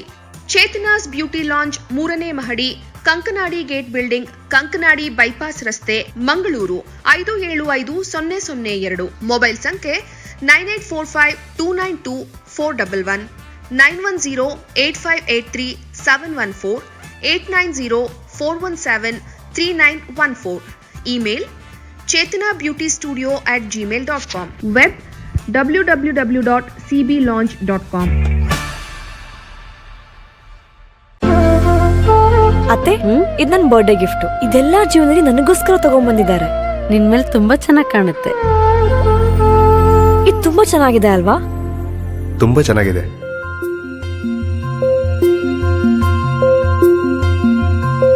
It will look really good on you. Amma? Huh? Mother is always son's first love.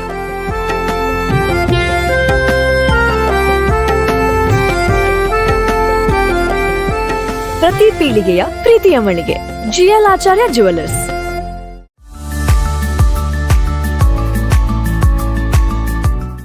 ಸ್ವಚ್ಛತೆಗೆ ಸದಾ ಹೊಸತನ ನೀಡುವ ಕಮಿಲಾ ಕೆಮಿಕಲ್ ರವರ ಮತ್ತೊಂದು ಅದ್ಭುತ ಕೊಡುಗೆ ಮೈ ಸ್ನಾನ soap.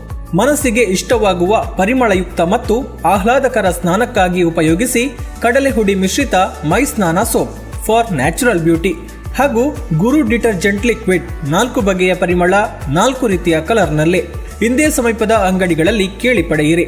Manufactured and marketed by Kamila chemical industries, Halegate, Bettampady, Sullia, Dakshina Kannada.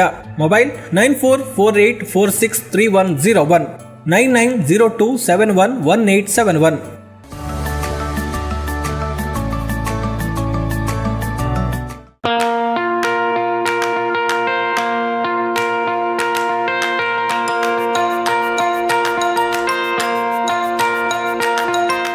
Dr. M.V. Shetty Institutions, Mangalore.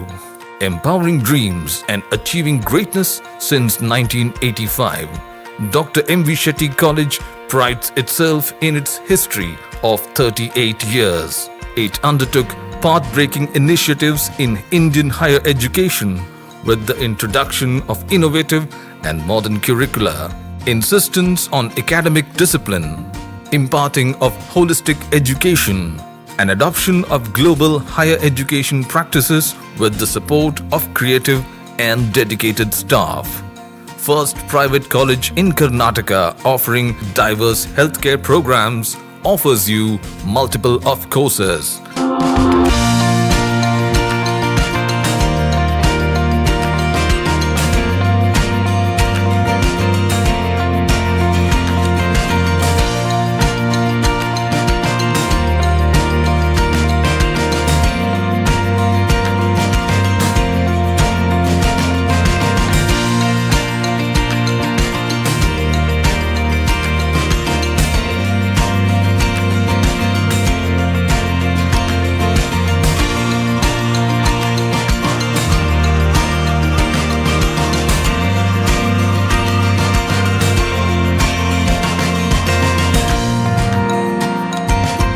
Dr. M.V. Shetty Institutions is a nurturing ground for an individual's holistic development to make effective contribution to the society in a dynamic environment. Dr. M.V. Shetty Institutions, Kavu Road, Vidyanagar, Mangaluru, Karnataka 575013. Contact 0824 248 1048 0824 248 1096. Website www.mvshettycolleges.edu.in.